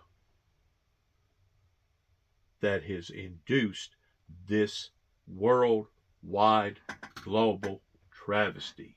Yes, the Democrat countries have been cheated, and eventually it's going to all fall back up onto the American system, the American politicians, and the American people, pertaining to their so-called hypocrite type churches that claimed that they was wanting to go to heaven, that claimed that they believed in Jesus Christ, they claimed that they believed in the King James, but they never stood foot one time in supporting the man that supported peace. Go figure. Go figure. It can also defame democracy, diminishing its appeal to the very voters it's supposed to represent. The problem with that is when people go into fake democracies and believe that's what democracy actually is, they start to lose faith in it. That democratic disillusionment may already be happening. A 2020 Cambridge University study, which drew on surveys of 4.8 million people worldwide over nearly 50 years, said young people have become steadily more dissatisfied with democracy. See there? And they're steadily dissatisfied with the so-called Christianity world, those that claim that they have faith in God or faith in the teachings of Jesus Christ, but yet now their actions show something different. You wonder how come there's been a movement here in America pertaining to all the colleges that basically was supporting Hamas versus supporting Jerusalem, that's supposed to always support the holy, righteous, eternal God? That's why. The churches has put out the wrong signals to the rest of the world, and now the rest of the world has created their own opinion about all this. In the meantime, we see Harry Potter, we see all these other gory movies coming out, Exorcist, paranormal behavior, stuff moving around, hearing noises, sheets being torn off of people's bodies while they're sleeping, seeing stuff moving around. Oh yeah, witchcraft and oligarchs and the Wiccans and basically devil worshippers here in America has increased 1,000-fold. 1,000-fold in the past 30 plus years. But yet now, if you go all the way back to the hanging of the Salem trials, that was a completely, totally different people then that looked at evil in the perspective of the way that evil should have been looked at, versus the people today that are dibbling and dabbling around with it, that actually welcome it into their lives. They welcome Harry Potter. They welcome all this stuff with Ouija boards and fortune tellers and tarot card readers and all this other stuff. They welcome it into their lives, even though the Bible teaches against it. Just like the Bible teaches against homosexuality, same-sex marriages. The King James Version Bible teaches against that stuff. Teaches against LGBTQ communities doing what they're doing out there to children and teaching them, basically teaching them porn at the age of kindergarten. The Bible teaches all that stuff in the direction that we're supposed to be going, but we have seen a society moving in the opposite direction. Whose fault is it? Whose fault is it? Do you think it had anything to do with the resistance movement that began in the late 80s? That didn't just start with the politicians, but also started with the preachers here in the continental United States. And you wonder how come people like Putin points his finger at America and says that we have been cheated? Quit wondering, because it's not just Russia that got cheated. Please stand up to accountability. You want other people to stand up to accountability pertaining to the people that does stuff wrong. Well, then the people that's supposed to be enforcing the law need to stand up to their accountability towards doing wrong. We didn't become $34 trillion in debt overnight. This thing has been building and building and building. It's only been till recently to everybody wanted to jump into it and basically do a pile on. In understanding that, my God, we have been led down the wrong path. Yes, you have. And it began right here in the USA. Yes, you have. And the preachers and the politicians and the teachers and those that was supposed to have enough sense to be able to read the Bible and understand it did not support it. They thought that they was going to be able to deviate around from it. And now, because of what has occurred pertaining to the oil typhoons that's continually draining the oil and poisoning our upper atmosphere, the loft above us, now we're paying the consequences towards it every day in some form or fashion. And I guarantee you, the hotter the earth becomes, the more rampant diseases that's going to run rampant in various countries, that's going to basically create stuff that I don't think our scientists and doctors are aware of towards what's fixing to come down the pike that they're going to have to deal with because of the warming of the planet. It changes the dynamics of the planet. If you change the dynamics of the planet, you're going to be asking for things to come on board. Like this winter, I've heard people make comments. Oh, this is a mild winter. This is a mild winter. Ain't you glad? Ain't you glad? Well, in one way, yeah, I guess I am. But another way, don't you think we're going to have to pay for it this summer whenever it's just as hot, if not hotter than what it was last summer? We got people that cannot see the trees for the forest. They have been driving blind. And we're talking about leadership quality positions. Preachers, teachers, scientists, meteorologists, politicians.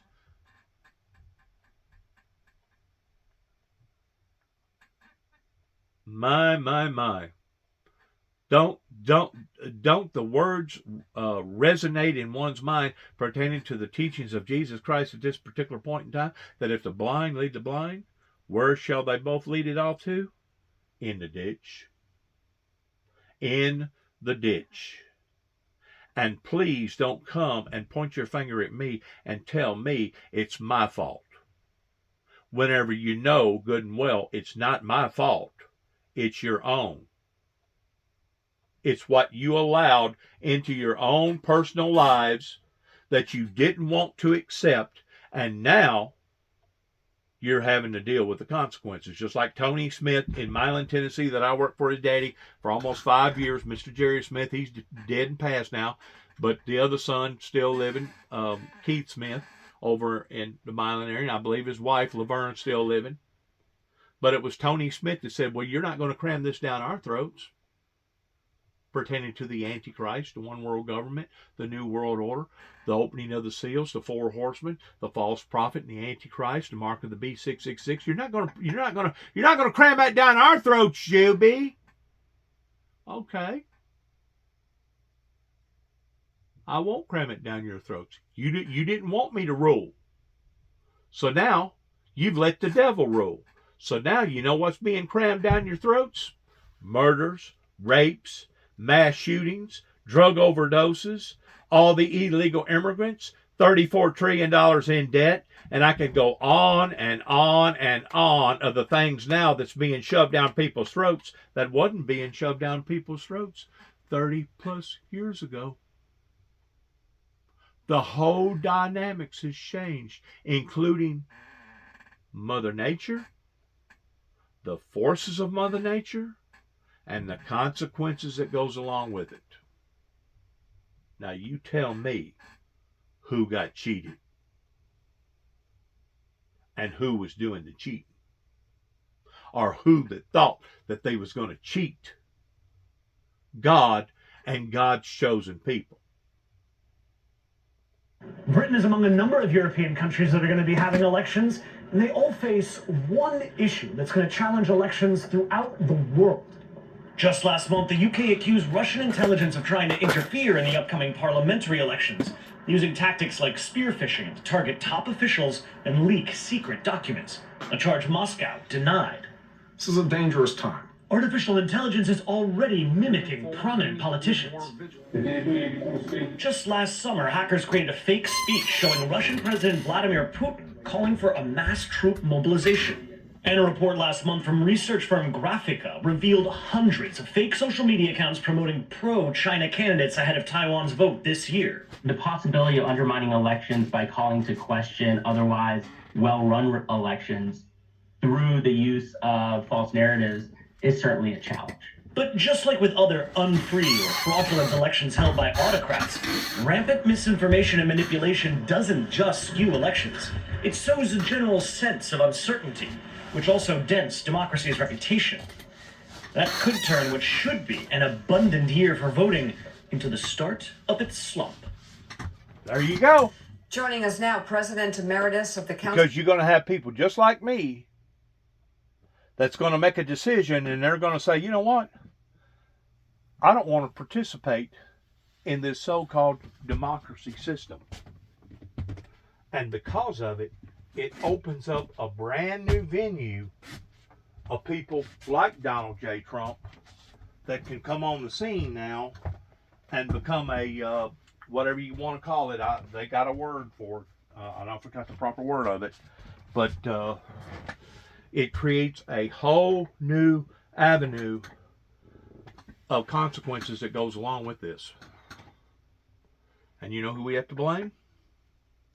The prior politicians and preachers that knew better but led us down this road anyway.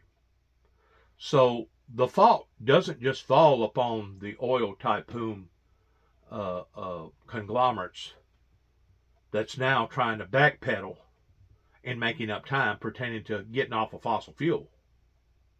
It's not just their faults, but it's all the above.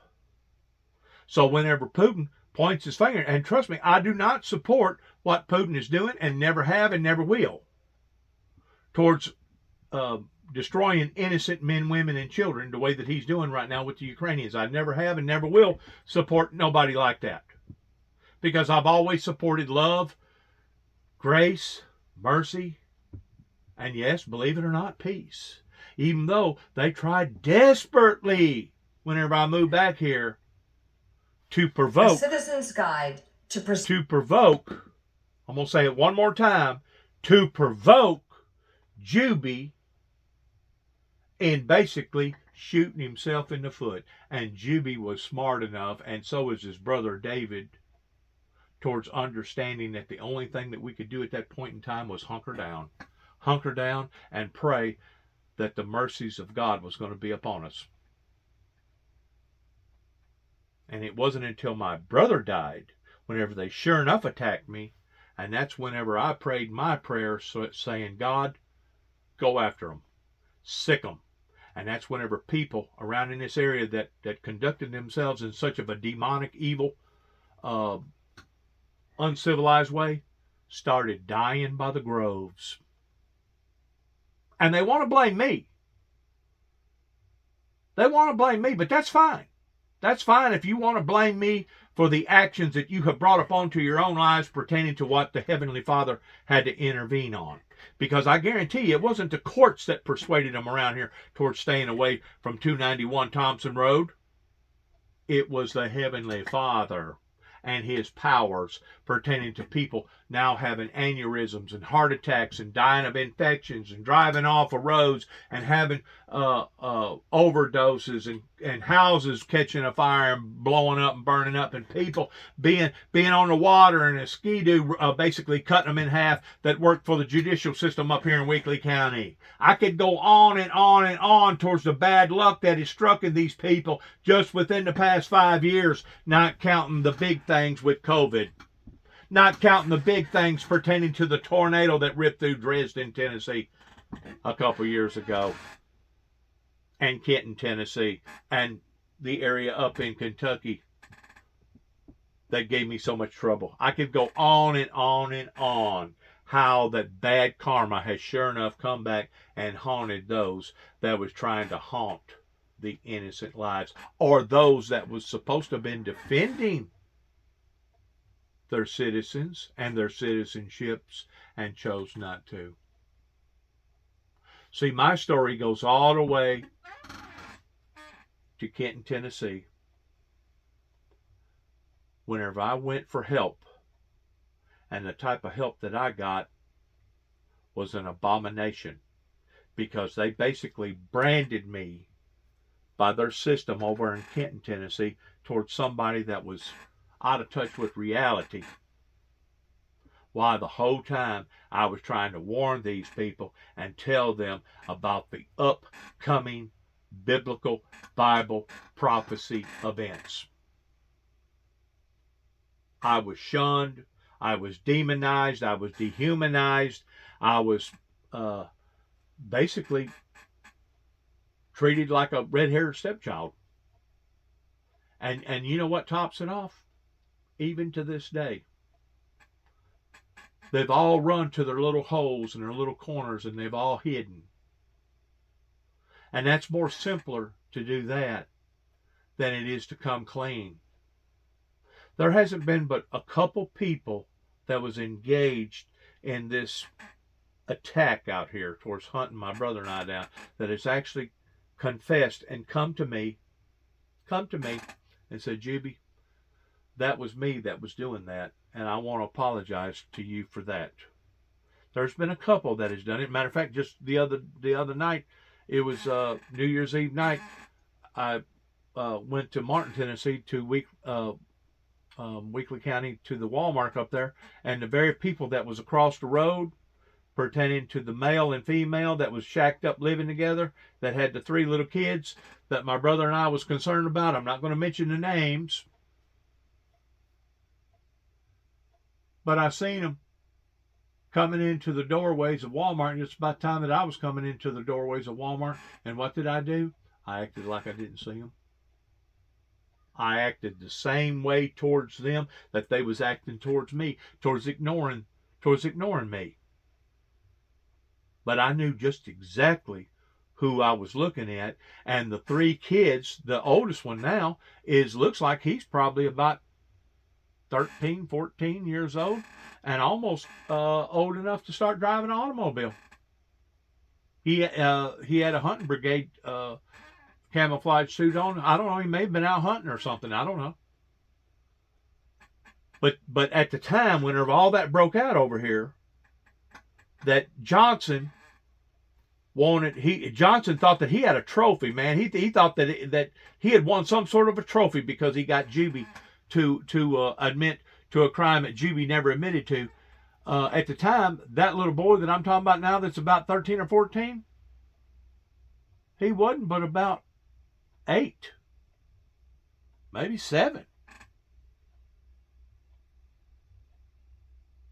He had another younger brother and another younger sister. that was younger than all of them. I think the youngest one was like maybe a toddler, maybe a year old. The other one was maybe 2 years old, and the other one was about 6 or 7 years old at that time. In and before my brother died in 2017. So you got to go back 2 or 3 years before that, which would basically be putting us in the neighborhood of 7, 8 years ago, 9 years ago, now soon to be 10 years ago. And because of it, people grow. People get older. But do you think that man that know that he was in behind that conspiracy towards wanting to destroy Juby, that it said it's destroying Juby, he destroyed David, do you think that he would have enough decency about him to walk up to me and say, Juby, I'm sorry, man, that all that shit, excuse my French, took place over there that caused the death of David Jackson, your brother? You think he would have the decency of doing that? No way. But I promise you this, one day he will confess it, and one day they will acknowledge what that they have done. They may not do it in this lifetime, but in the lifetime to come, and this includes the courts, this includes the attorneys, and this includes the judges that was part of this charade down here, they will give an account for this stuff, beginning with Mike Wilson and Tommy Thomas and Johnson. Those that was in charge of people's lives down here that was not doing their jobs. And it was Johnson that looked at me while I was in his office, David and myself, that was talking about the 7th Cavalry towards it still being in power. It was Johnson that looked at me and said, Juby, I'm not going to represent you or stand in behind you. Now, David, on the other hand, I'll represent him. I'll stand behind him. By law, he wasn't supposed to have said that. It didn't matter if I was at one time accused of being a murderer and had went through the proceedings of being a murderer and paid my debt in society towards being a murderer. Once I'm released back out into society, I'm supposed to be treated as every other civilian. Because you know why? Because I've done my dues. Did Johnson see that at that point in time? No.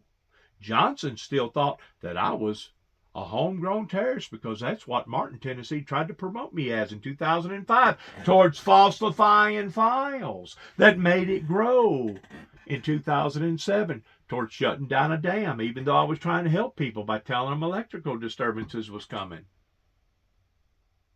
And then it went from that snowball to the snowball out in Oklahoma in 2009, and now they're actually planting bombs in my truck and blowing my property up, and then falsely accusing me towards me being the one that's out of touch with reality, even though it was me that put a finger on them towards what that they was doing, was lying to the American public about the Oklahoma bombing, as well as what went on in Mount Carmel, Waco, Texas, and how that the ATF basically entrapped them poor people and was preying on the minds of the weak and the defenseless, that costed the lives of not just the Branch Davidians down in Texas, but costed the lives of the people in Oklahoma.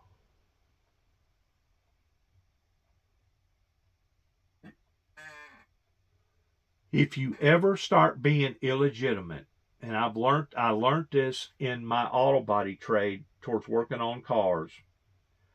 If a car ever gets T-boned real hard in the side, you know, it demolishes both doors, quarter panel, fender on one side of the vehicle, and it needs to get on a frame machine and be pulled out, and you're going to replace now the A pillar, the B pillar, and then put two new doors on it and a new quarter panel on a fender to make the side that was damaged look exactly like the other side. If you ever start cheating, it don't matter if you start cheating in the middle and work your way out on both sides, or if you start on the quarter panel back end of the car, or if you start on the front of the car. If you ever start cheating, 2 or 3 thicknesses of a dime here, 2 or 3 thicknesses of a dime here, another 2 or 3 thicknesses of a dime here, Next thing you know, you're having to move the doors forward or the doors back. Next thing you know, you're having to slide out holes on the fender and even either move it forward or back. You talk about making that job 3 times harder. Because whenever it's all said and done, you still got to make the headlights line up with the grill and the grill to line up with the rest of the products on the automobile. So if you ever start cheating or lying, then you have to cheat again to cover up that cheat, or you have to lie again to cover up that lie. And one lie usually adds into another lie that adds into another lie. These people had already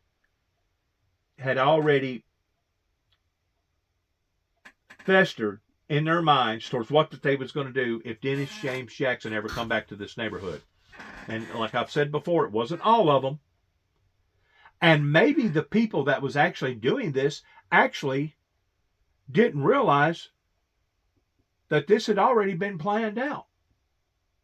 This is the part that people cannot comprehend pertaining to the consciousness versus the subconscious. I just got through getting off the phone last night talking to an individual that had his leg cut off. He was in the military. He's been through some hard stuff. Leg hadn't been cut off but about a week now, maybe a little over that. I think he's supposed to get out of the hospital in a couple of weeks. He's up here in Martin.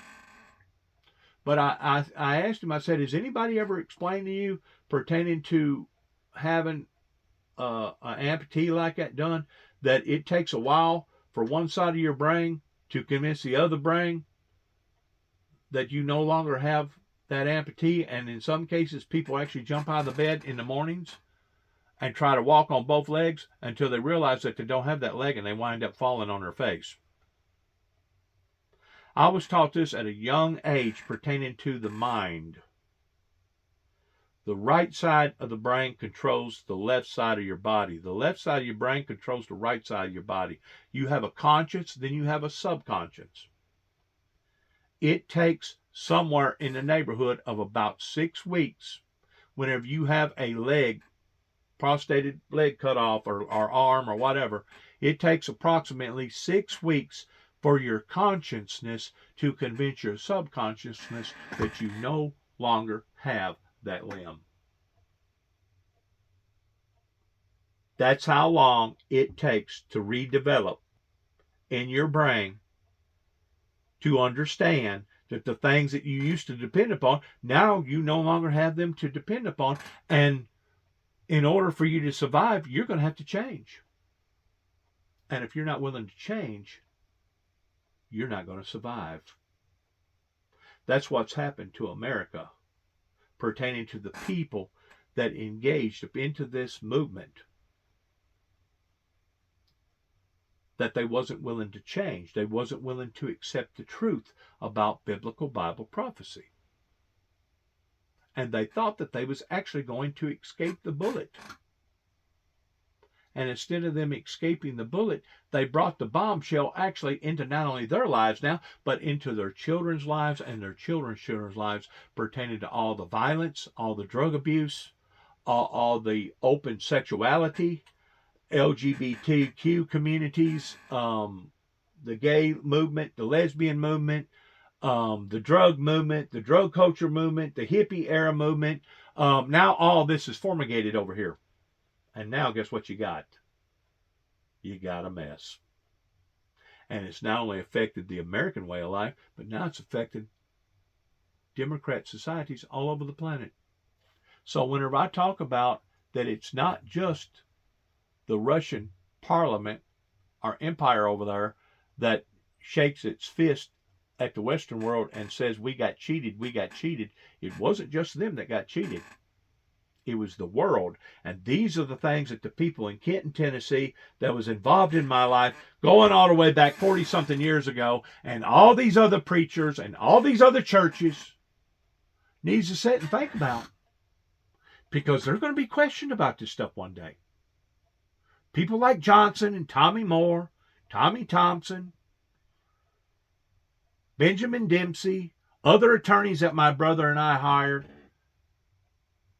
they're going to be questioned about this stuff one day because they did not adequately do their jobs.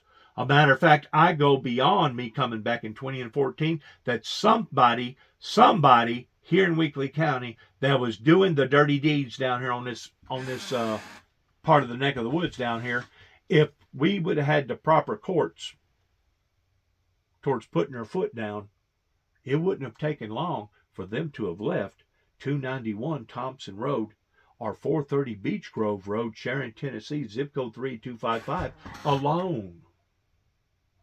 It wouldn't have had to have taken a movement of God that now they're blaming me for, rather than blaming themselves for. Now it's much easier to point their finger at Dennis Jackson and saying, well, you're a hypocrite, or you're a liar, or you're a this, or you're a that. No, I'm not.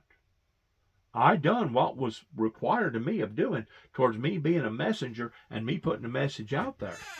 It's the people that was in charge of other people's lives that has let this fester and get in the shape that it's in. You can be a coward if you want to, or a morphodite if you want to, and try to shift the blame off on somebody else other than yourselves. But the fact of the matter is, you was warned. You was warned, and the fact of the matter is, I would not have had to have made the trajectory. You can call it prophecies, you can call it estimations, you can call it whatever you want to have, whatever you want to call it. But I was forced in making that decision towards sending that T-shirt to the 43rd President of the United States of a bloody road ahead only after certain things had occurred in my life. Only after. And it was in 2005, after I got treated the way that I was treated up here in Martin, Tennessee, in Weakley County courts, pertaining to falsifying files, is whenever God moved up into my heart towards getting a artist to paint the 4 horsemen of the apocalypse on a T-shirt and sending that T-shirt to the 43rd President of the United States. And that's whenever Secret Service up in Nashville, Tennessee, sure enough come down on me. And they just didn't come down on me a little bit, and they just didn't come down on me once or twice. They continued to come down on me. And the next thing you know, I had agencies, even field offices, even in Memphis and in other parts of the country, that was coming down on me too. Field office in Jacksonville, Florida.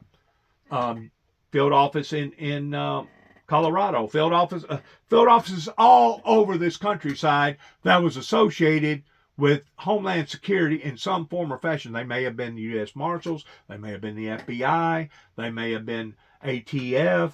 They may have been special bomb squads. Whoever it was, they was all tied in together, and they was going to make my life miserable.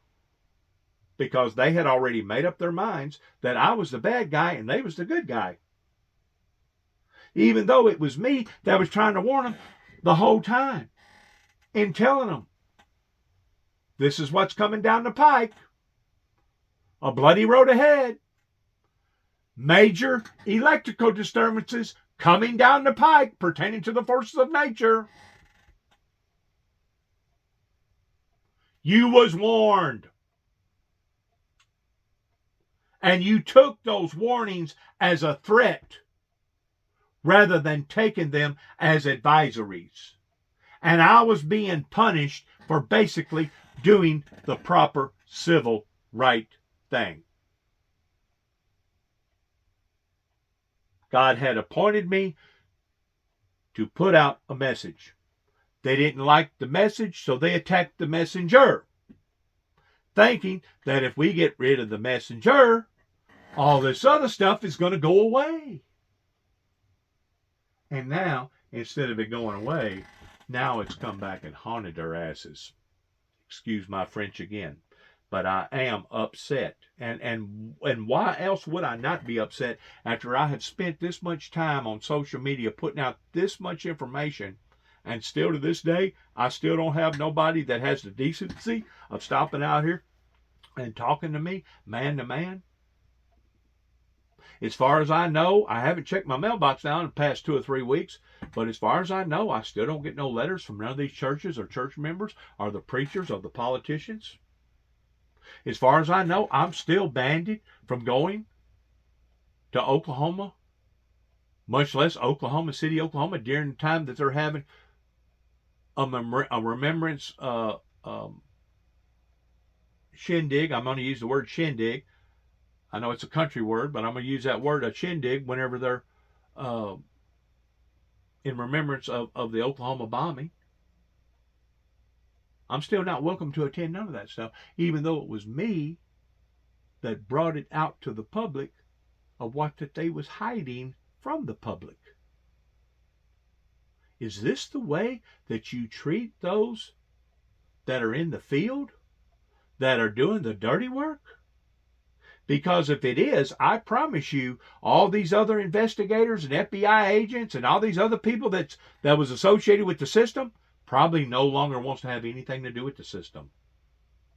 It's not just people that no longer wants to vote or participate in the system, rather than if they want to vote for a Democrat or Republican, but it's people that have been stonewalled to the degree that they have lost all confidence in the Democrat system over here, that as far as people like myself is concerned, both parties need to shut up their doors, close up shop, and go home.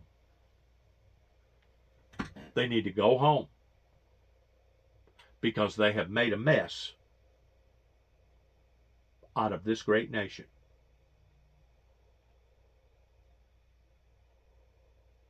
And I know that that's harsh,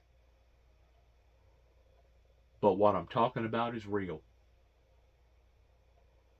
The crimes now that get committed in this country that nobody suffers any consequences for, and I'm just not talking about petty theft. I'm just not talking about 50 or 60 or 100 people walking into a department store and basically stealing $3 or $4 or $5 million worth of merchandise out of it, with it being a high-end store. I'm talking about murders. I'm talking about rapes. I'm talking about young children that's being destroyed right now that our system is no longer protecting. And if you don't believe me, go to the southern border and watch what's going on. You wonder how come all these other countries are saying that America, that our courts and our system is turned into a joke? You wonder how come people like Putin is pointing his finger and shaking his fist at the American people and saying, we got cheated, we got cheated? Wonder no more. This is my first audio digital recorded message in the year 2024. I know it's been a little bit abrupt, and I know it's been loud, but I think it needed to be brought to head the way that it was brought to head. Thanks again. Good luck to all of us.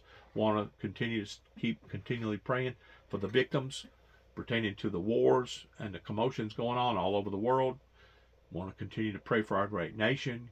Continue to pray for our veterans, our military, first responders. Want to continue to pray for the elderly, the sick, those that can't defend themselves.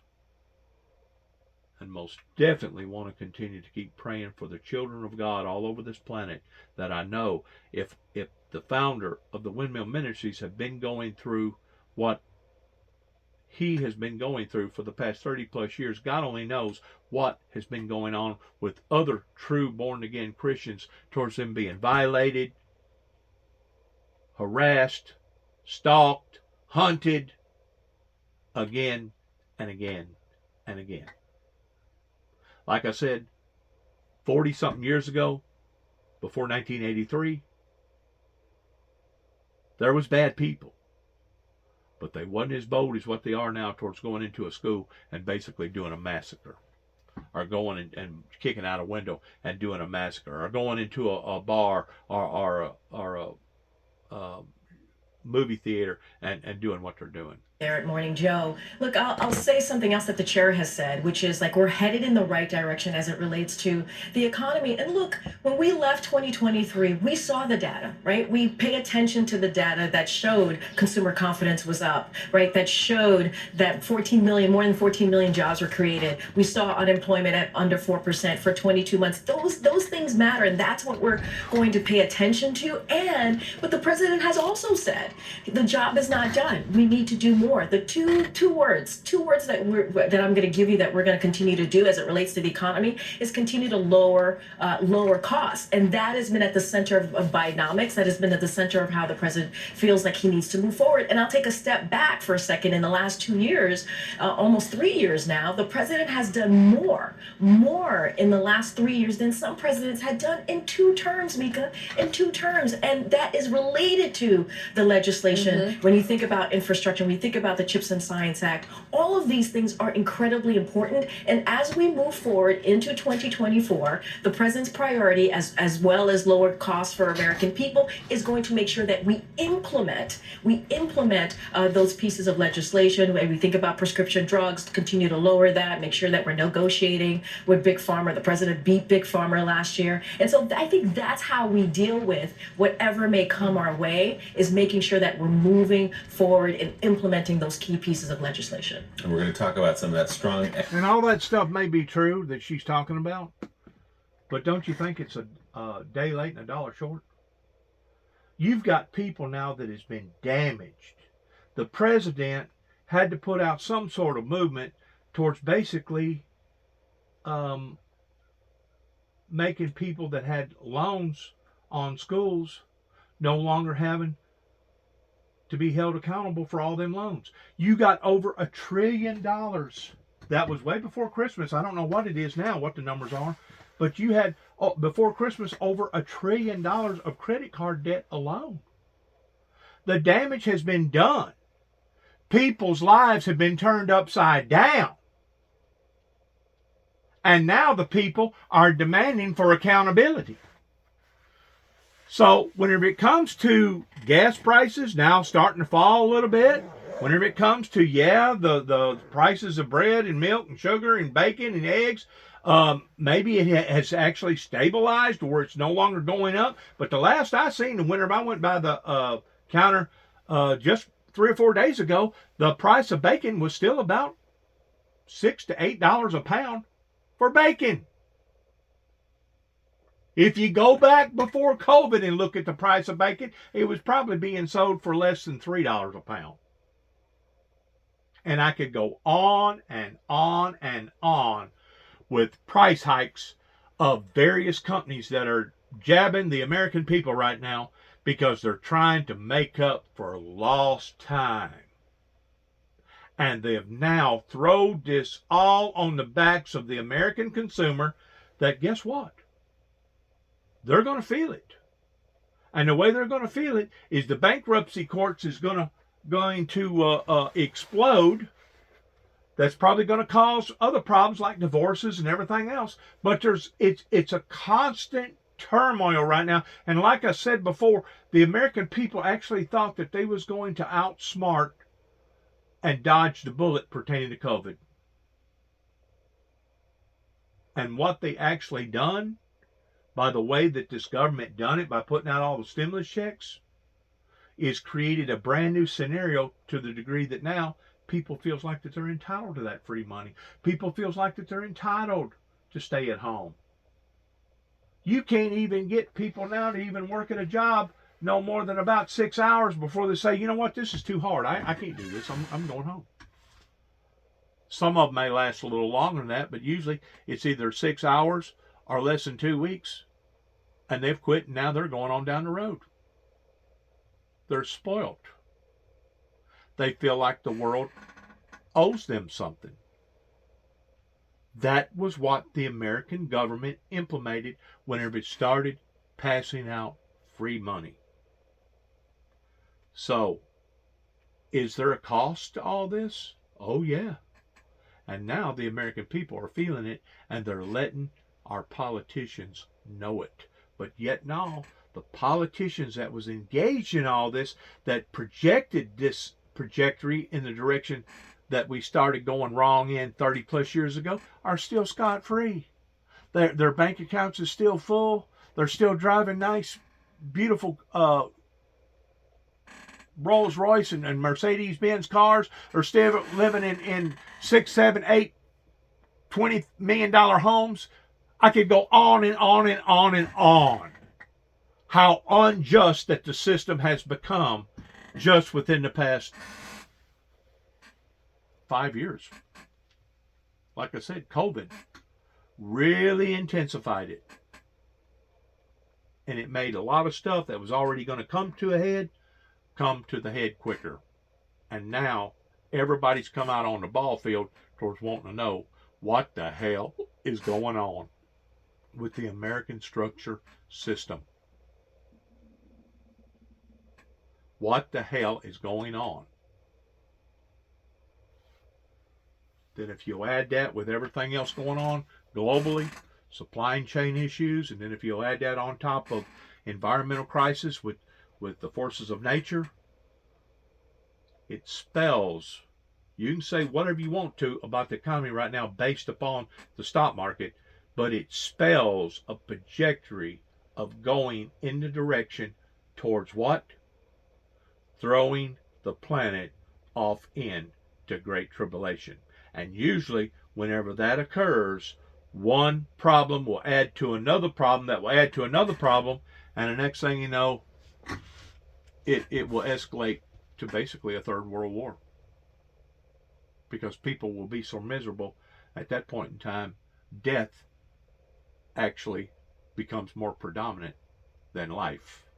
In other words, life is no longer worth living, and because of it, well, let's just go ahead and jump off the cliff. That's the trajectory that we're on right now. That didn't begin yesterday or the day before, and it actually didn't begin 5 years ago. It actually began during the movement of the Reagans and the Bushes in the late 80s.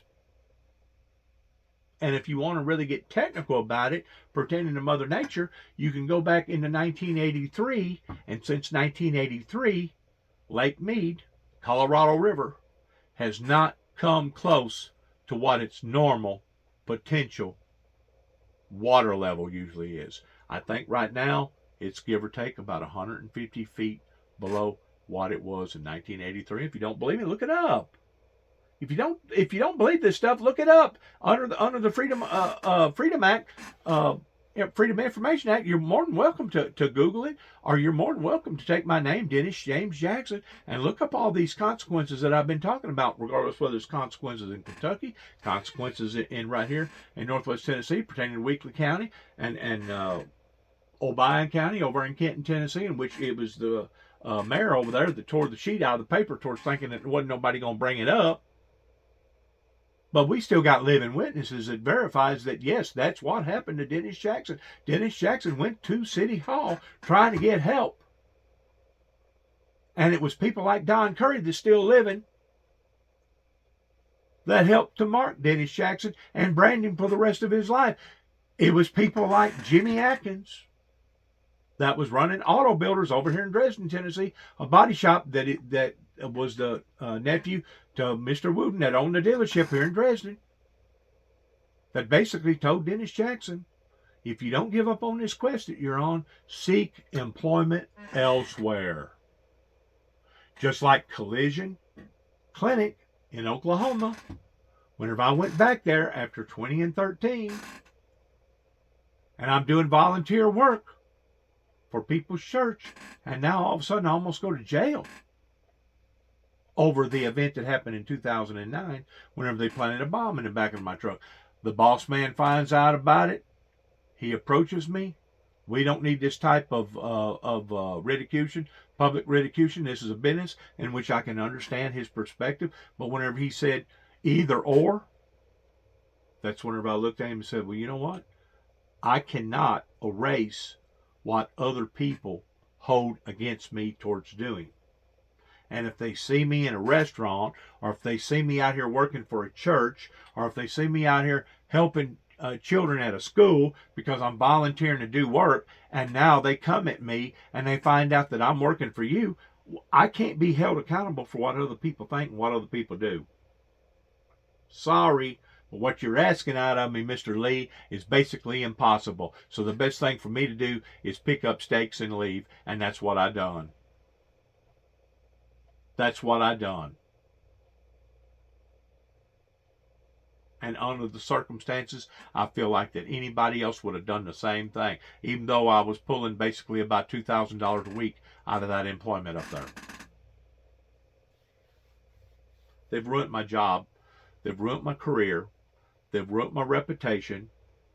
And they've tried desperately to ruin me, period, towards attacking my liberty and attacking my mind, towards saying that I was unstable or I was out of touch with reality. And all this stuff that is now boiled over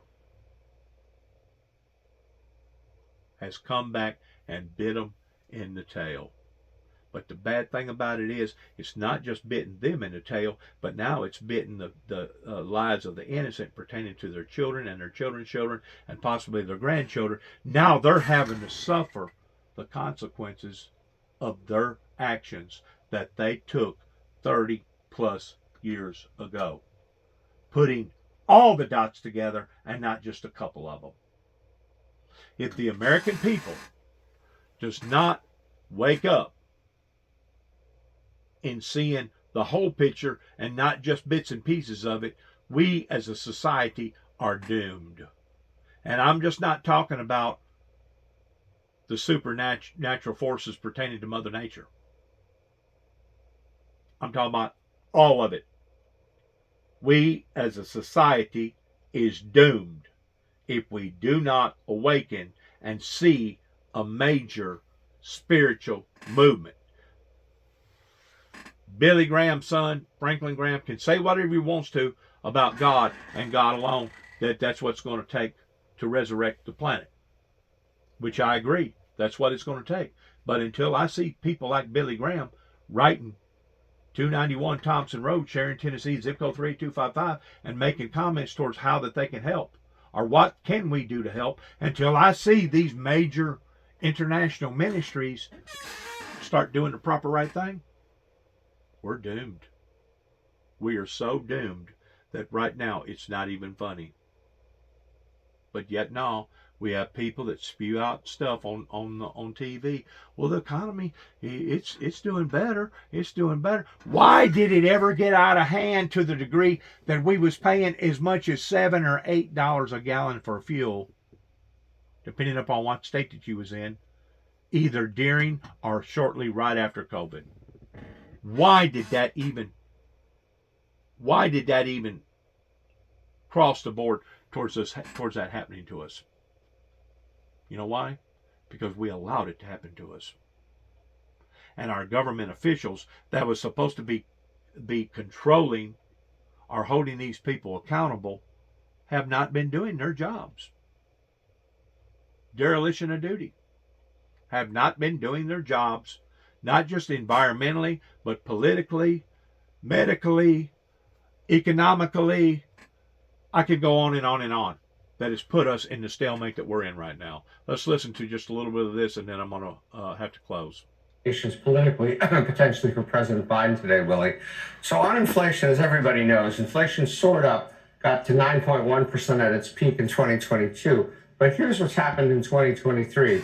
Inflation, which is this black line, subsided, got down to 3.1% at the end of the year. But here's what maybe most people don't know, that within inflation, the price of goods, with television sets, toys, bicycles, things like that, has been basically zero for the last several months. And that's because during the pandemic, people bought a lot of stuff, drove the prices up. But now, as people found, presumably over the holidays, there were some relative bargains, at least, to be had.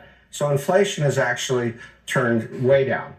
But what people probably don't know is what the effect has been on their incomes. I think most Americans still feel, and I understand why they feel it, that they've been left behind by inflation in terms of their purchasing power and their ability to buy things and provide for their families. But in actual fact, since the beginning of the Biden administration, for the average American, typical American, their income, even adjusting for inflation, is up 6.6%. That's not nothing. Obviously, we'd like it to be more, but it's not nothing. But here's what's even more surprising, if you're not surprised yet, which is that people at the bottom actually did better in relative terms than people at the top. People at the bottom saw their inflation-adjusted incomes go up by almost 14%, while people at the top saw their inflation-adjusted incomes go up by 1.6%. And we don't wish ill on anyone. We certainly want people everywhere to do well. But the idea that people at the bottom in the last 3 years have done better percentage-wise than people at the top should be very good news to Americans. That's good news, Steve. I want to ask you too about gas prices. That's the gas and groceries are the one that smack most of us in the face because you watch it, the register rolling up. Gas prices were over $5 in June of 2022, now around $3.11 a gallon this morning. Yeah, no, gas prices have come way down, and that 311 may even. But what they're not telling you is how many people had to use up their savings, how many people had to check out of their 401ks early and had to take a big penalty because of doing it, how many people could not pay their student loans, how many people that was basically buying everything on the credit card, and now they're being penalized that much more because they can't make the payment. They're not telling you the whole facts about everything engaging into the economy. They're only telling you the good sides of it. Yeah, this was an economy and a stock market that surprised really all the experts. I don't think very many, if any, quite predicted this. There you go again. The rich is getting richer while the poor is getting poor. They're only talking about the good aspects of it. In the meantime, the damage has been done. And it's like a day late and a dollar short. How come that our governments allowed for all these big oil industries to do what they done during COVID or shortly after trying to get over COVID? Talk about adding insult to misery. And then, of course, if you add the war on top of that in Ukraine, and now the war going on over in Israel, and then if you start adding pertaining to the forces of nature, pertaining to the Panama Canal, becoming so low that now it's costing more to transport goods across the Panama Canal than if you talk about over in the Red Sea, pertaining to different groups over there that's basically holding up ships, piracy. And then if you go on with the rest of the stuff, the damage has been done. A day late and a dollar short is what my grandpa used to always say. Now people has had to strip every ounce of whatever savings that they had, and now they're left bare. In the meantime, we have over $1 trillion way before Christmas that hit the mark just only on credit card bills. $1 trillion. It's the first time that has ever occurred. But yet now they want to tell you how good of a job that they're doing. How good of a job that they're doing. Well, they may be. Some of that stuff that they're talking about may actually be true. But they're not talking about all the problems that originated because of COVID and because of what went on with the oil industry that they could have controlled, but they didn't. They let it happen to us. That's where you start looking at dereliction of duty. If we have hired these people to sit idly by and let these things sneak into our lives, it don't matter if it's social media pertaining to artificial intelligence, that now it's corrupting young people's minds and it's causing more divorces. If we have allowed for all these illegal drugs to come over here along with all these illegal immigrants over here, what are we doing looking at good aspects right now instead of looking at all the aspects right now? I'm not saying that some of them figures that they're giving out right now is not accurate. And I'm not saying that they haven't made a big turnaround in trying to turn it around, but you got to look at the facts that in a lot of people's lives, it's a day late and a dollar short. Because I guarantee you, there's a lot of people right now that's sitting down discussing, are we going to file bankruptcy this month or wait till next month? Are we going to wait until the actual lights get turned off before we make a move on this and we become homeless, or are we going to try to stick it out a little bit longer? We got families right now that are suffering. We got automobiles going up and down the roads that should have adequate rubber on their tires, but you know what? They can't go out and buy new rubber right now on their tires. So you know what? They're having to drive automobiles that don't have good rubber. Well, you know what that's causing on the road? More accidents. People hydroplaning whenever they hit water. People that can't be out money on insurance, and now you have more uninsured motorists out there that's driving around. Why? Because they can't buy insurance. And if they're not cheating over here, they're cheating over there. And if they're not cheating over there, they're cheating over here. So it's a calamity that is unfolding right in front of our very eyes. And like I said, it's a day late and a dollar short pertaining to what not Obama, excuse me, but what Biden has done. And they should have been able to responsibly look at things ahead of the curve, regardless whether it was what happened in Afghanistan or what happened with the oil prices and shutting down one of the oil terminals, or what's happening right now with all the illegal drugs pertaining to all the illegal immigrants. They should have been able to see all this stuff coming down the pike before it ever got up on top of us. That's the reason why I say, as far as I'm concerned, both parties are ineligible for my vote. And I will not continue to participate in a system that is this broken and is this corrupt. I refuse to do it. You know why I refuse to do it? Because now I become part of the problem instead of the solution to the problem. The solution to the problem is stop, back up, and do like the little farmer and replant the field over. Get all of them out and start with a brand new crop. Because that's truly the only way that you're going to drain the swamp. Either that or you're going to wait it out until basically a civil war breaks out, and then we'll drain the swamp, and then the swamp will be drained in a different format, in a different way. And I tend to wonder, that's probably what your bigger banks and your insurance companies, your conglomerates is actually sitting back waiting. That way they can all throw the towel in at the same time, and that way they can all regain their losses and blame it on whoever or whatever rather than blaming it on themselves. The American people are tired of this. They're tired of seeing basically the tail chasing the dog. They're tired of seeing this. And it's now having a reflection upon people's lifestyles. And because of it, it's going to have a reflection in how they vote this fall. I guarantee you it will have a reflection upon how they vote. Because I've already made it up in my mind.